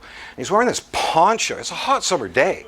He's wearing this big wool poncho and cowboy boots. And suddenly my bad mood was over, and I watched this guy coming. It was like out of a Western, coming down the street, and he comes up and he's got this record under his arm. And I was like, you look like the bad guy and the good guy. But he wanted to play his record, and I said, well, you can go upstairs and listen to it in my place. And so we listened to both sides of Midnight Cowboy. He was in there for a good hour. And he came out, and he came back the next summer, and we became good friends. We bonded really over books at first. But I went off to Dublin after maybe a year and a half. I got a new girlfriend and moved over there. And one of the things that we bonded, or one of the things that Tim introduced me to, was Ulysses. He'd prepared something for Ulysses when he'd gone to Oxford University, and he was very proud of this. And so he introduced me to Ulysses, and I started with the last chapter first. And I didn't read much else of Ulysses. But when I went to Dublin, I started spray painting. And the first place that I spray painted was Davy Byrne's pub, which is mentioned in Ulysses, is where Leopold Bloom goes to have a Roquefort sandwich.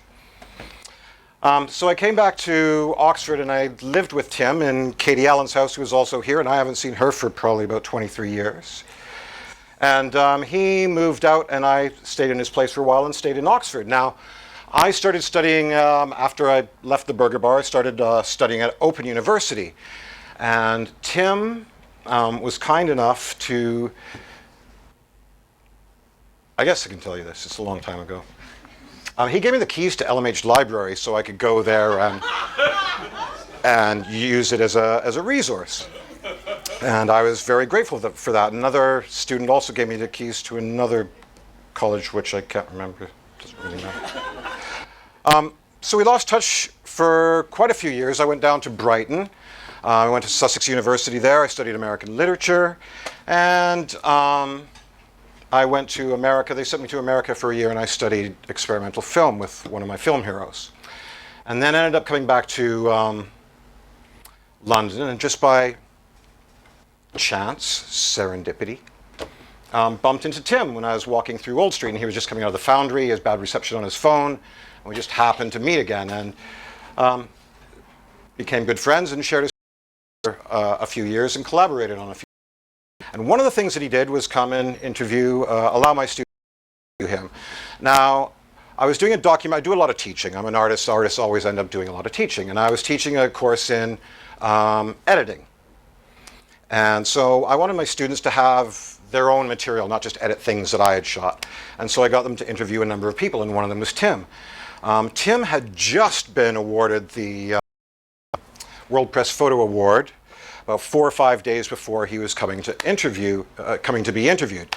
So suddenly he wasn't just a photographer, he was the photographer. And my 20-year-old students had never interviewed anyone before.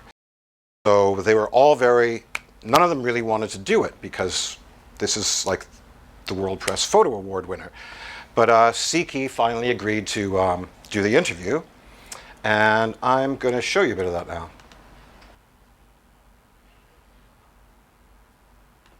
How did you get involved with the blind school in Sierra Leone? I got involved there during the civil war in Liberia, and I turned up, and what had happened in Sierra Leone was that a rebel army, which was like a sort of cult, had invaded the city in January 99, and they killed 40,000 people, and they ended up hacking off arms and legs off people, and it was pretty nasty. And I turned up during a ceasefire in July, and by chance, when I was there, I came across a blind school. And in the blind school were a number of kids who had been blinded by rebels. They'd melted plastic into their eyes, thinking it was a good idea. And the kids had also been evacuated from the school and come back. And I thought about the fact that if you were blind and in a people are having their arms and legs hacked off, it must be more terrifying than if you can see what you're doing and are able to escape. I realized that to make that kind of work on its own in Sierra Leone was very distant from our lives in Britain. So I made a connection with them with a blind okay. And what was interesting was then I started to act as a go-between, taking letters between the two children. And you have Sierra Leone, one of the poorest countries in the world, with black kids, blind, from the poorest country, writing to predominantly white kids in the richest country in the world, and one of the richest countries in the world. But they can't see each other. So race isn't an issue. And so it was interesting to see what they wrote about. And that really that was the basis for the project that continued for the next 5 years. So what Tim also did, which I didn't tell you before, is he gave myself and the students hundreds of photographs that he had taken of this blind school in Sierra Leone, and loads of footage that he'd shot. And it's some of the first video footage I think he'd ever shot of this blind school that he returned to year after year. This is a clip. It's one of the only clips of him in the footage where he is preparing the young people to write letters.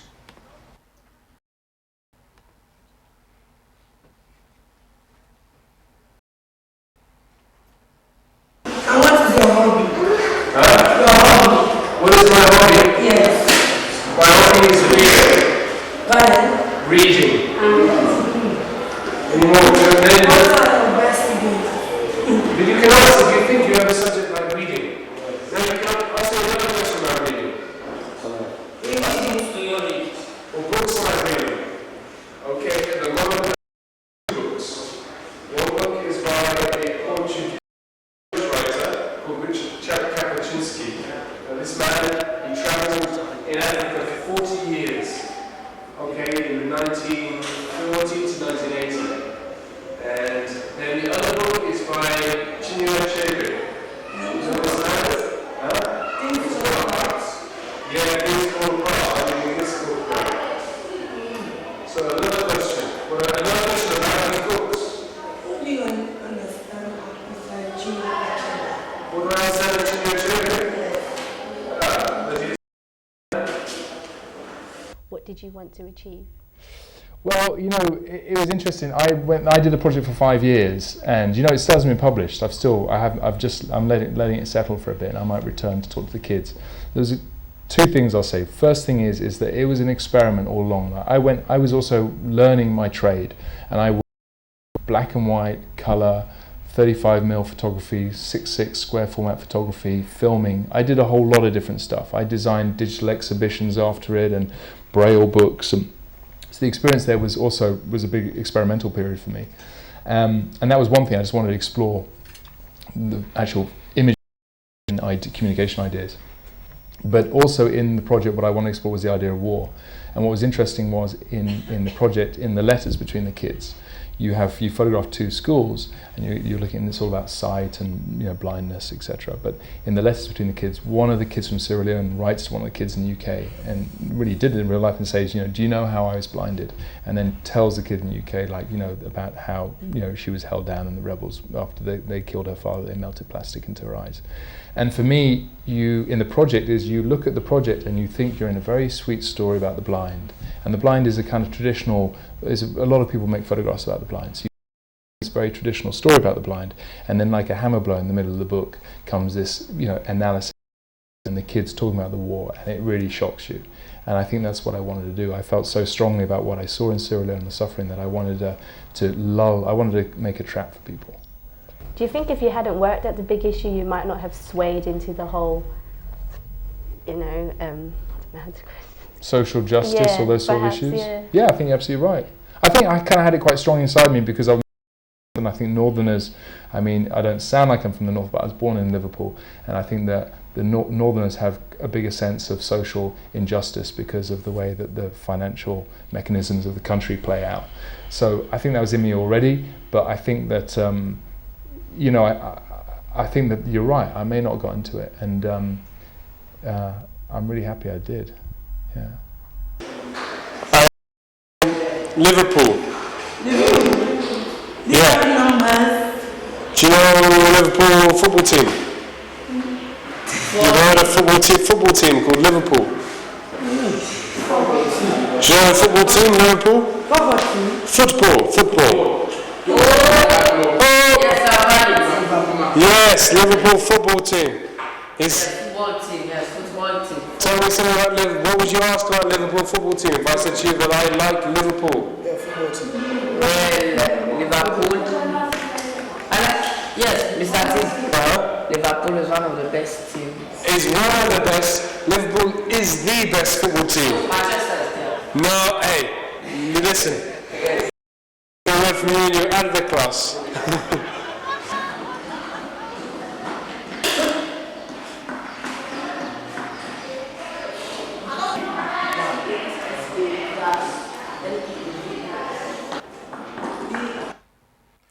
So that's some of Tim's work in the school. Now, I let you know that I paint, and one of the things I do is I paint graffiti, and I'm known as Pablo Fiasco. Thank you. And one thing that I really was very excited about was Tim's photographs of graffiti that he brought back from Liberia and from Sierra Leone. And I really encouraged this work of his. In about 2007, I was supposed to have a joint show with him. And what he was going to do is blow this graffiti up life-size and spread it around the walls, and I'd take up the other side of the gallery. Unfortunately, he didn't really have the time to do that because he had so many commitments. And so with only about 3 weeks to go, he let me know that he wasn't going to do the show, and I had to fill the whole gallery myself, which I did. But that was the only show that I've had until recently, and I was invited to curate a big show at a warehouse in Manor House. And I wanted to include some of Tim's work. And so I included some of those stills that you just saw, and you can see many of them online. Just a little bit of the kinds of things that went on in the show I created. This is the warehouse space. And this is a piece by La Pistola. They're from Oaxaca, Mexico. Oaxaca in about 2006 and 7. There's a big and that happened every year for 25 years before, and they usually went on for a couple of weeks. But this time, the leader Ortez sent in 3,000 cops to break it up, and there's loads of injuries, but no one was killed. But it led for a lot of people to call for his dismissal, and the people in Oaxaca ended up having their own sort of semi-government, and street art became very, very politicized, because it was the way that you could get messages across about what was happening in the town, what was going on where. And these people, La Pistola, were very much at the forefront of that. Now this picture is a traditional picture of taking your pig to the market, and this is a piece of culture that they feel is slowly eroding. We have also, I invited this guy, Mudwig, just because he does these amazing billboard alterations, and this is his piece, with another man called Paris. This is another graffiti artist called Dot Masters.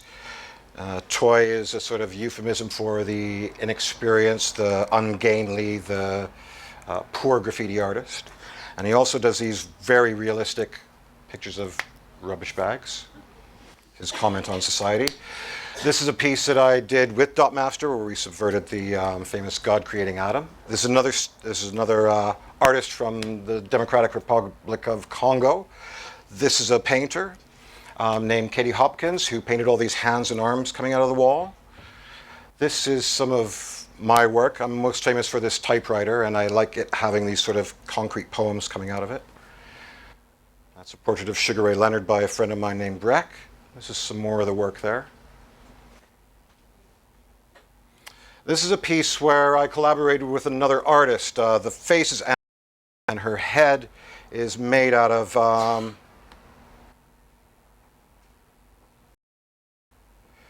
a piece of architecture, a glass building by a guy called Bruno Taut, who was also a Jew who was persecuted by the Nazis. And this is a new piece that I've done by Pablo Fiasco. I like collaging artists' work, and so you can see there's a couple of Picasso pieces. That's the eye from Guernica. That's also a hand from Guernica. The Skittles and the gun and the symbol of the Miami Dolphins. This piece is about Florida. This piece is about the guy who was killed by Trayvon Martin. Was a 16-year-old black kid who was chased through the streets by a guy called George Martin, who saw himself as a sort of self-imposed security guard, and he was shot dead, and George Martin was allowed to go unprosecuted. Social justice is also something that's important to me, as it was to Tim.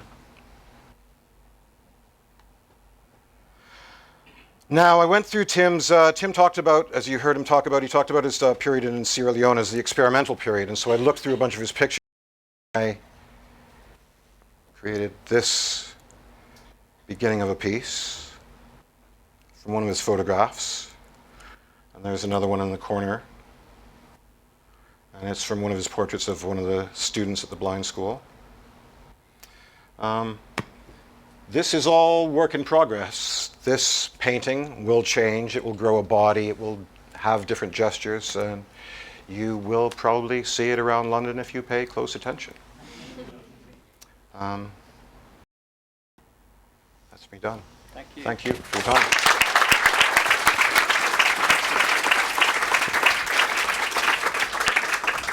So we have two more pieces left, two very important pieces to into the evening, and we're going to be looking to the future now with young talent and emerging talent. And first of all, I'd very much like to welcome up to the front Aidan Sullivan, representing the Tim Hondros Fund, who some of you may know have just been issuing their most recent awards.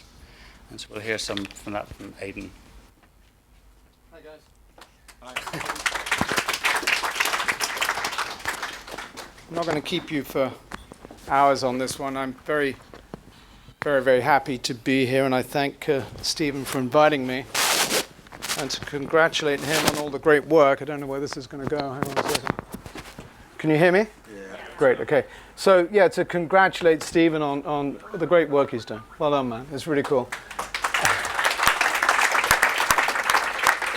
And if I start to fade, I too came from Manhattan today, so bear with me.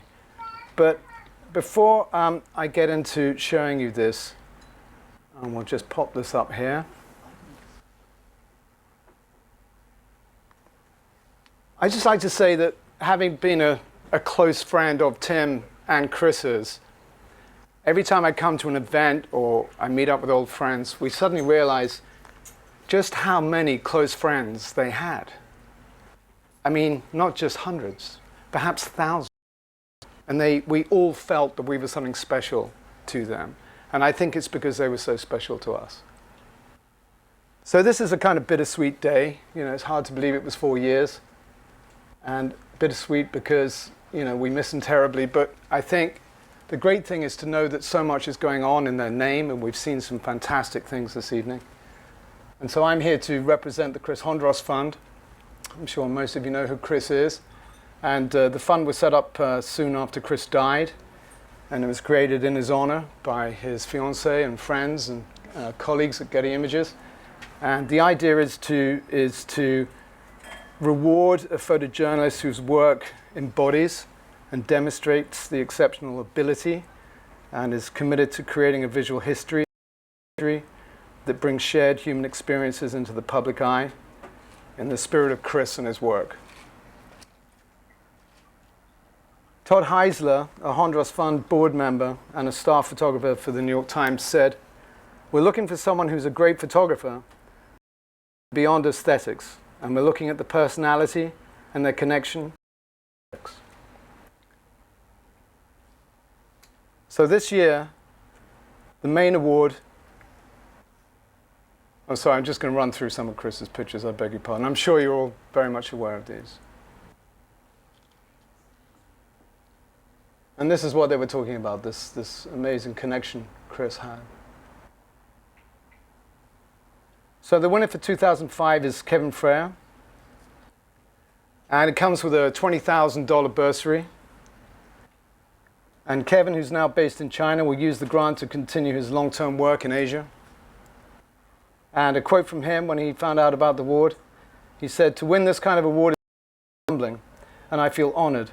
I admired Chris, his work, and his courage.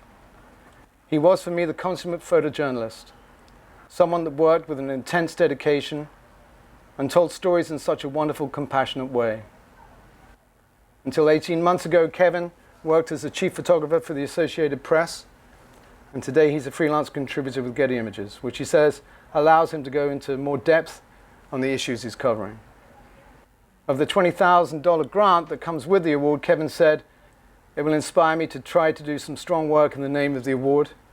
My goal would be to take every cent and put it towards something that I would hope Chris would."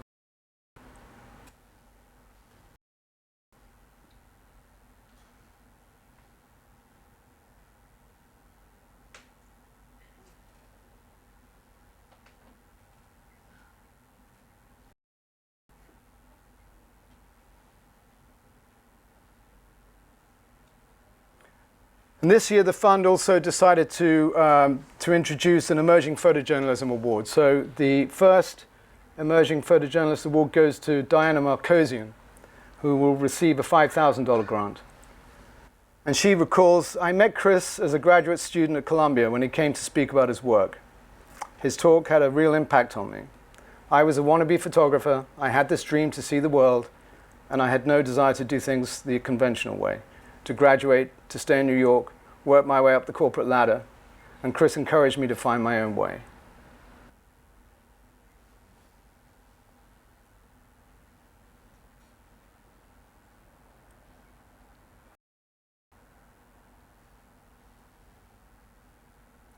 So Diana is going to use the money to continue her current projects. And she says, I want to create work that is personal, that speaks to people on an intimate level, and creates a sort of experience.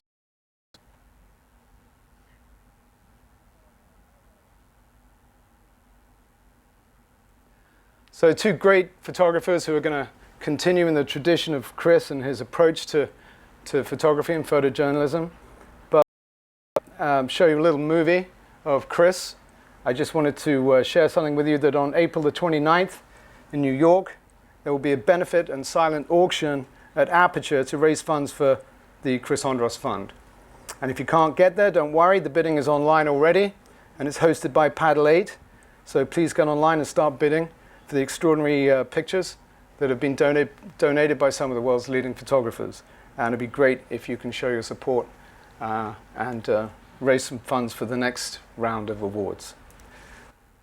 So thank you very much. I'm now going to show you a short film by Chris, if that all goes according to plan.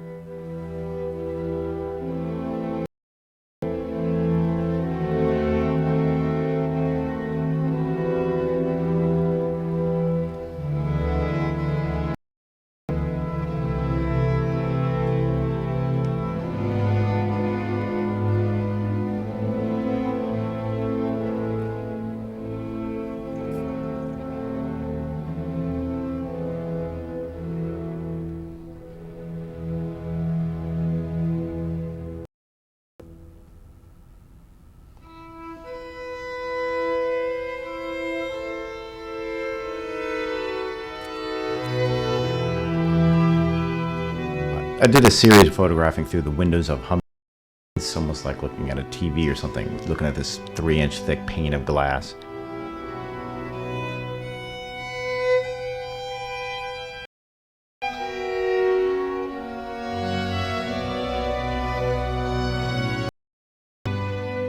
It's also a bizarrely interesting way to get some really candid shots of Iraqi culture, because if there's one thing that Iraqis are just inured to at this point, it's Humvees driving through their midst. People shopping, people chatting. I think I had a man and a woman, at least it looked like they were flirting a little bit.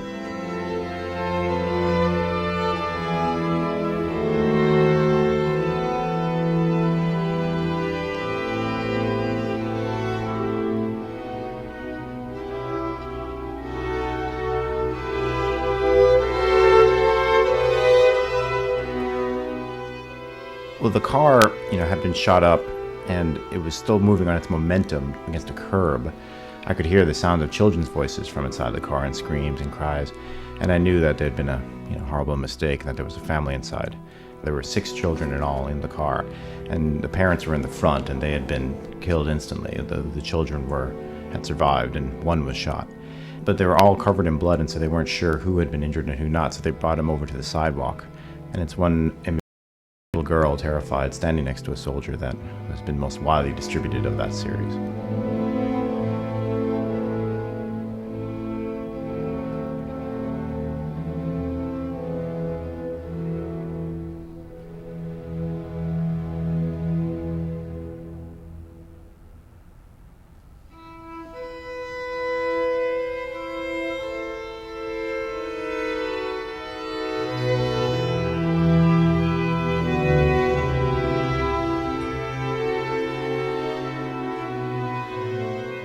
I don't think you would have had a picture of D-Day, the day after the Normandy invasion. But now, if I could have a 16x20 of Robert Capa's famous photo of the soldiers wading through the surf, I would gladly put it up,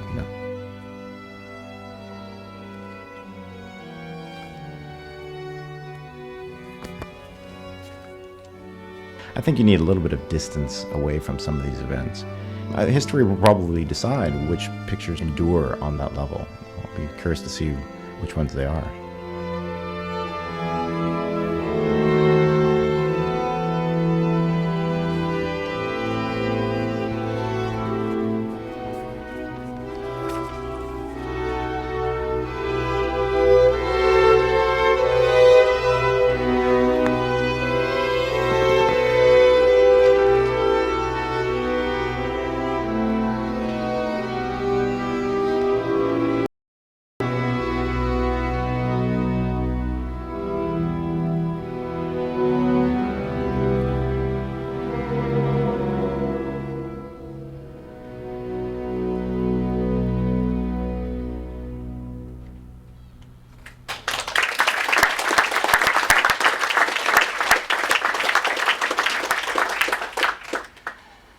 Thank you, Aidan. And I should also point out that Aidan has done an amazing amount of work to try and protect journalists in the field. And it's an ongoing project, and you'll be hearing more of that, I'm sure, in coming months and years.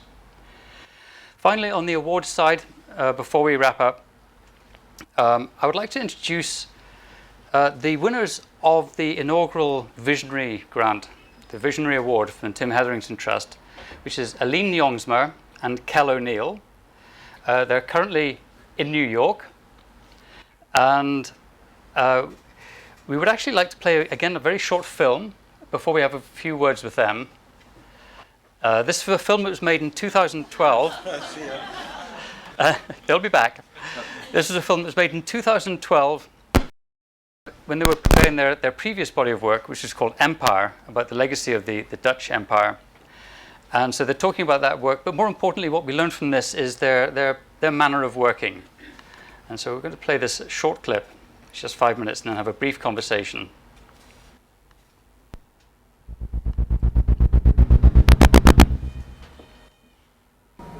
O nome da minha boneca é Pretinho, porque ela é negrinha, moreninha.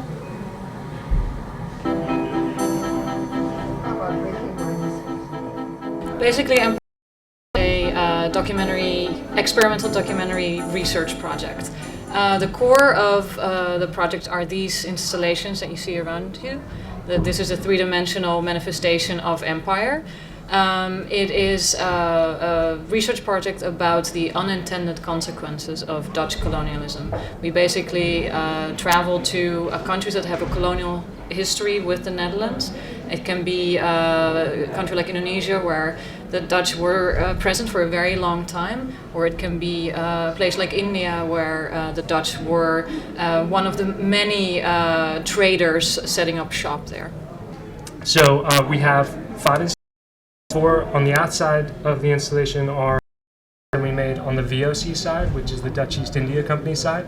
That's India, Sri Lanka, Indonesia, South Africa. And those pieces each have 2 screens, 2 channels, and they blend and distort 2 different stories, each one of those pieces. Then this piece, India Company, and the transatlantic slave route. And as such, it combines narratives from Brazil, from Ghana, and from Suriname, all places that the Dutch West India Company had a strong connection with and. Eu amo esse lugar porque já conheço todas as pessoas, então é um ambiente bem familiar. Basically, you're talking about a very controversial history, or there are many sides to the colonial experience. So we wanted to highlight that in the presentation and not make a narrative film, you know, with a beginning, middle, end, and a conclusion. It just doesn't fit the subject matter. It's a very fragmented history, and there are many untold stories, especially from perspective of people whose lives or their ancestors' lives have been severely affected by colonialism, but it's not something that they process in the way that maybe you learn in a history book or something. So that was very important to us. And we lay out a thread for people to follow, but whether or not they grasp that thread is really up to them, and what they do with it once they have it, once again, is up to them.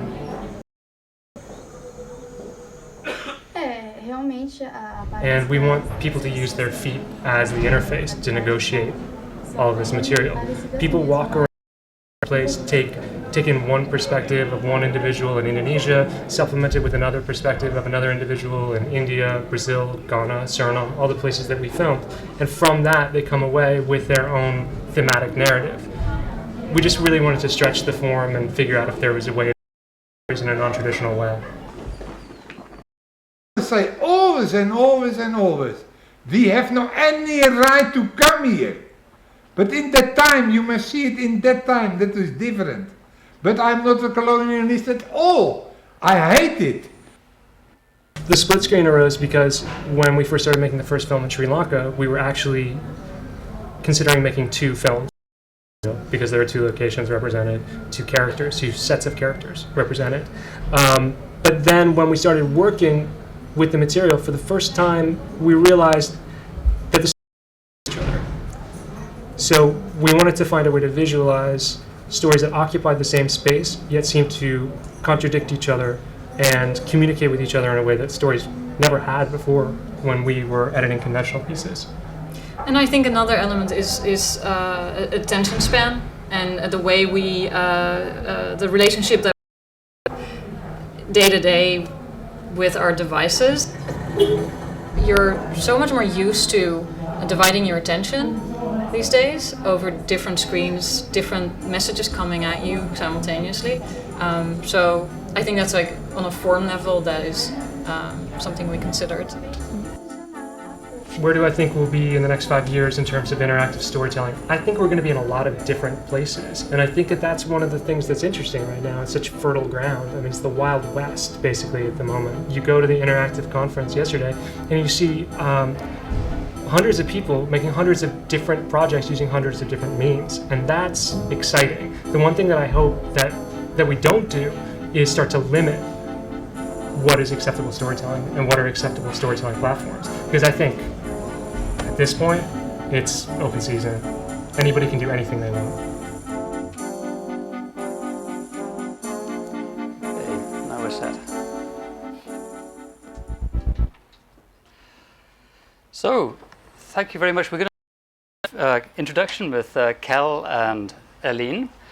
And the judges were very taken with the approach that you saw there, which is really no rules, challenging the viewer, and complexity, which is inherently complex, but dealing in a media which has traditionally tried to simplify the world.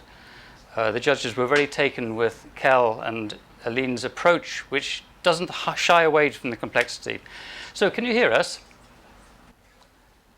Kel, you're right. Yeah. Great. Yeah. Well, welcome to London. The award. Thank you. The award was made for a project called The Ark. Can you tell us a little bit about that?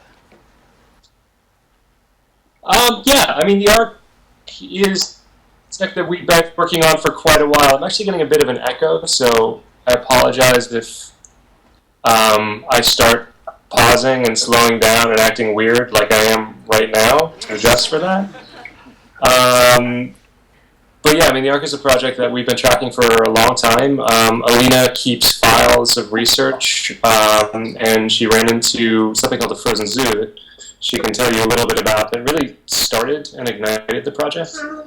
Yeah, the concept of a frozen zoo is kind of new, I guess. There are only a few in the world. I know London has one.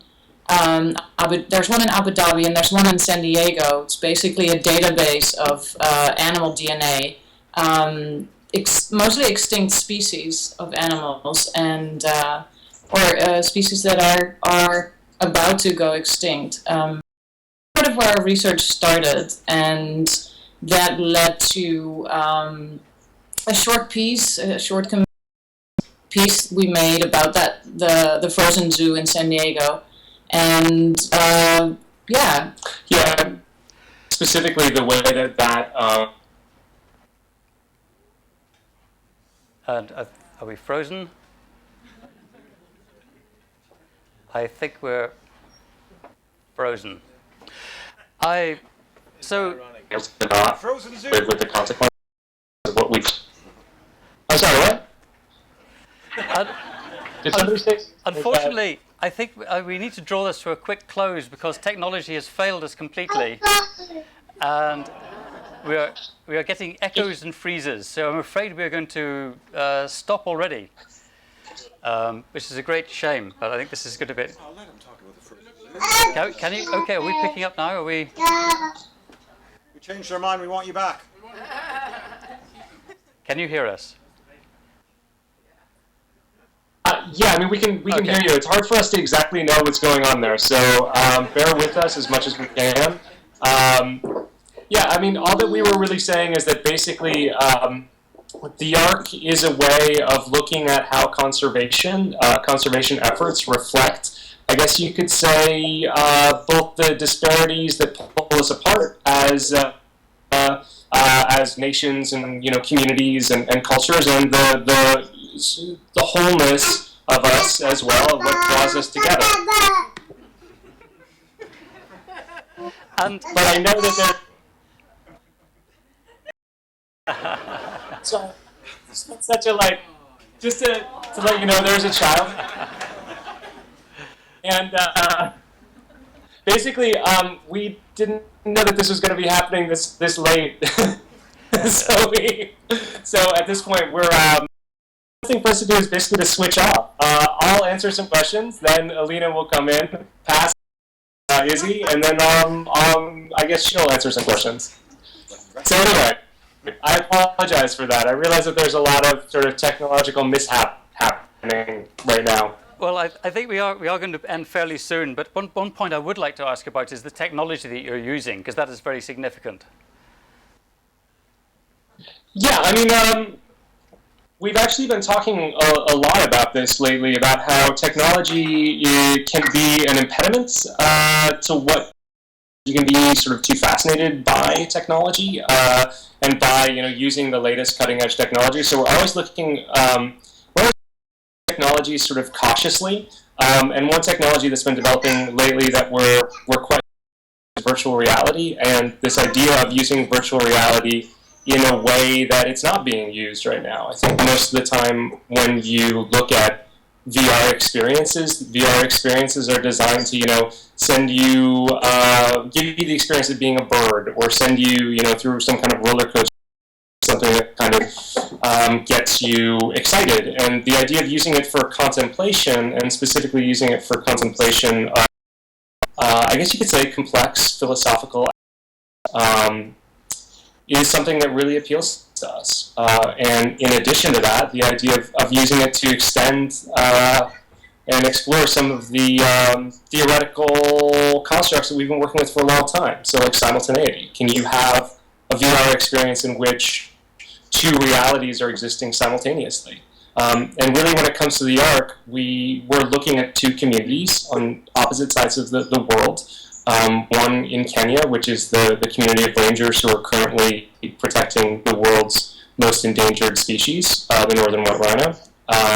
And then one community of scientists in San Diego who are approaching the conservation of the rhino in a very, very different way, which is through the use of these frozen zoos, this frozen DNA that they'll be attaching a new rhino essentially out of. So, yeah, getting back to what we were saying before, this idea of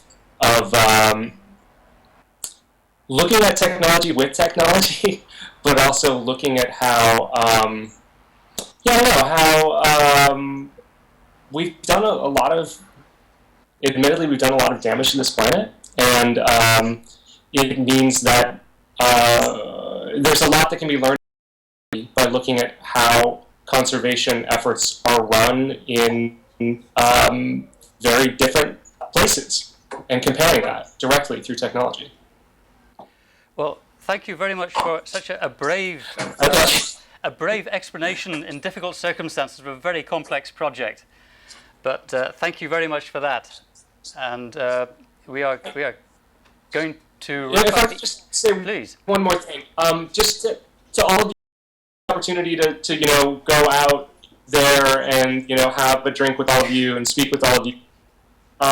If you go to our website, which is youngsmaoneil.com, that's JONGSMA, O'Neill, ONEILL.com, you'll find a number of ways to contact us, whether it's through Twitter, through Facebook, or just our emails are on the site as well.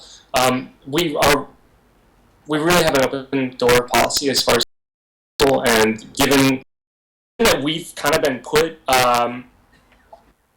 we've basically been made a link in this chain of someone's very exceptional legacy. We would really welcome anybody reaching out to us in any way, and we're always willing to, happy to talk to anyone about our work or really anything. So please feel free to reach out. Thank you very much indeed.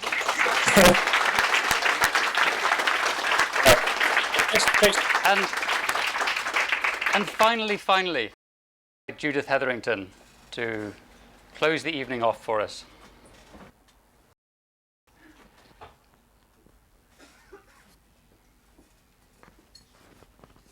Do you have a handheld mic? Maybe for a handheld mic or just see?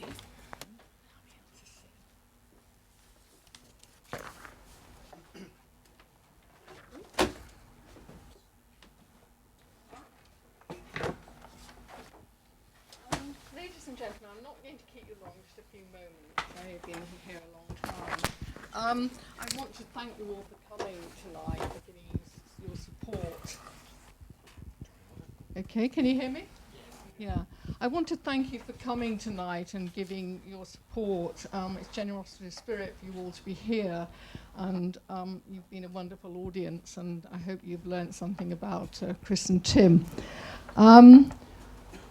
I also want to thank the contributors to this evening's.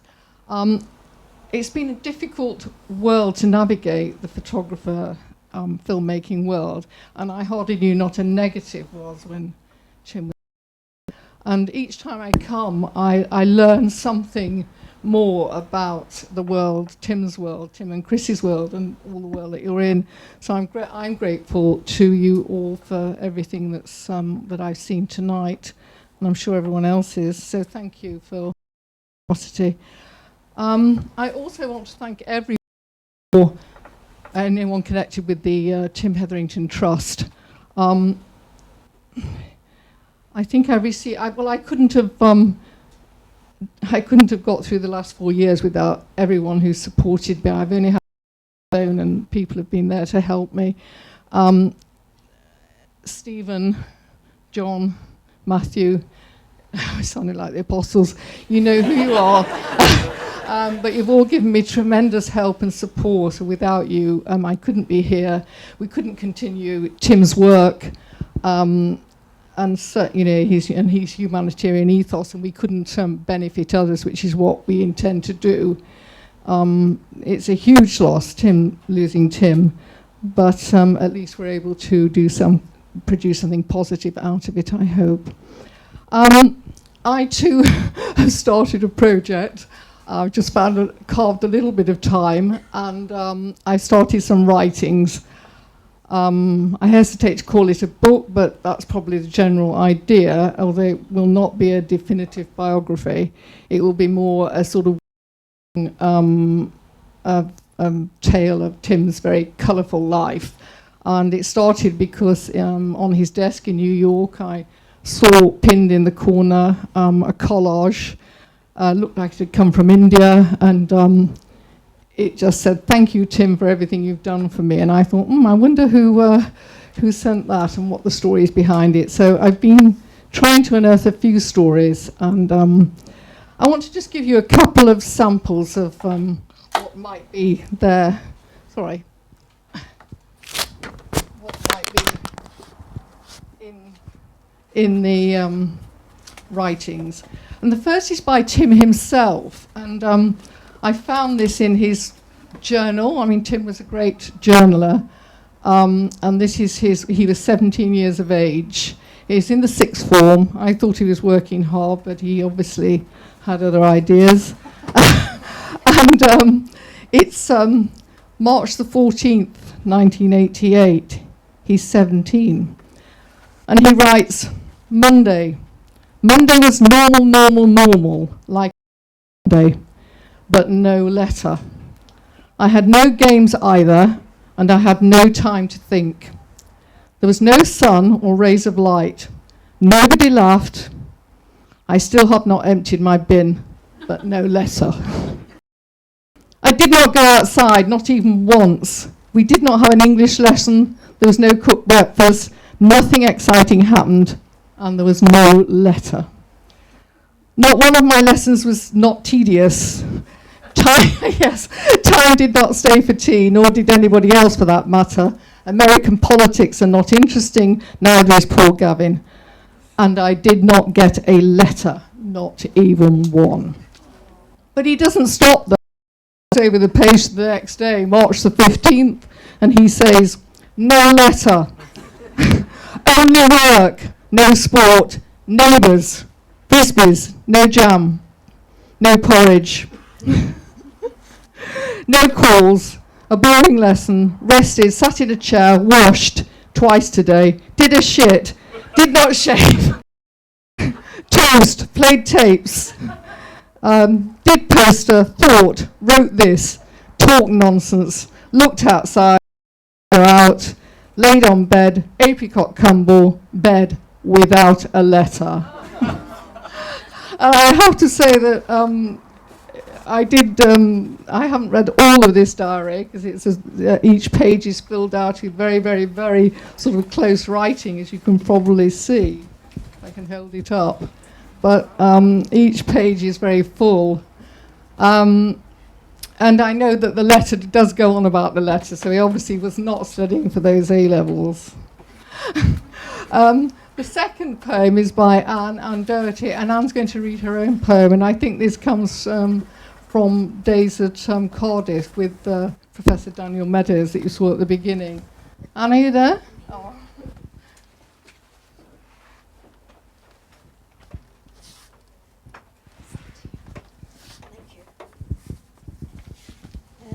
This is called From Cardiff Bay to Johnny Cash, and it's about meeting Tim in Cardiff. Plucked from love, loss, and a sense of adventure, Cardiff drew us in. It took us down to the docks, where we photographed remnants of Wales's post-industrial past. He had an urgency to learn, to absorb it all.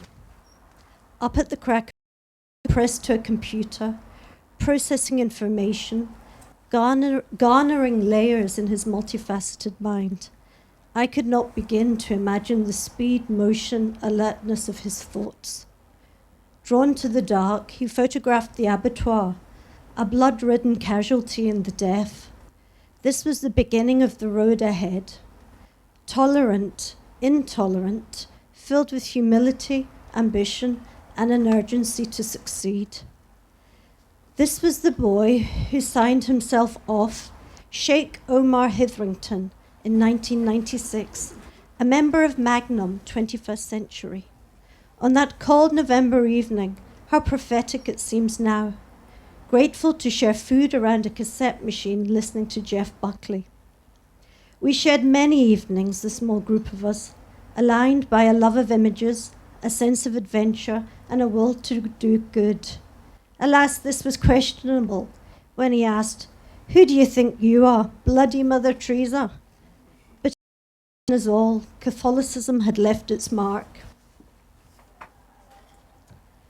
The year reached its end and we all went to the rocks to say a farewell to the sea. He stood in those arduous stones, hanging on the cliff edge, outstretched like Christ, I told him. I knelt like Mary Magdalene, I said. In London we went for a picnic and ended up under a flyover in Richmond, arguing about filters. Love had found him in the shape of a rectangular image, and his love affair with photography had begun. In equal measure, its love affair with him too. This beautiful fellow with the billowing mind strode ahead of the little man on the ground. Formulated views we could barely read, let alone comprehend. He was leading the way for us all to follow. Everything he touched turned to gold, but his sense of self was too great. He had no need to prove his background, education, or worth. Nothing needed to be said. Driven by a will and need to succeed, to achieve the achievable. There are two Tim Hetheringtons who are photographers, but I will be the one who is remembered. At an awards ceremony, he told me, I photographed war and didn't win. You didn't do it for a prize, I said. Maybe he didn't, but he wanted his worth, that mind, validated. I told him to watch Johnny Cash singing Hurt, as images of his life passed before him. The beauty and poignancy of this would touch him, I said. It came to pass, when I saw him last, he no longer took photographs. He wanted me to see his apartment. People write to me to ask for advice, he quietly told me. In the 10 years that had passed, he had become a master in his field. His love with the art had been reciprocated at every level. He went to the CD player and pressed play. Johnny Cash sang as we spoke our last, never to be seen again. One day, I heard a man say, West Brompton. I thought of him lying there. How could it be? Thank you.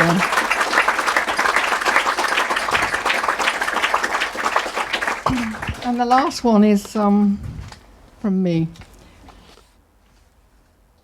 Your leaving broke my breadth and depth. No body, no mind, no heart space. I heard your last cry. I too wanted help from the Misrata madness, each night drawing me down its labyrinth without any string. Silently you answered. I opened the door, past the guards. Peace, be still, they said. There you were, lying peacefully swaddled, safely in your blanket shroud, taking your astral sleep. My Telemachus, my sleeping soldier, Gaddafi's shrapnel sacrifice. Thank you.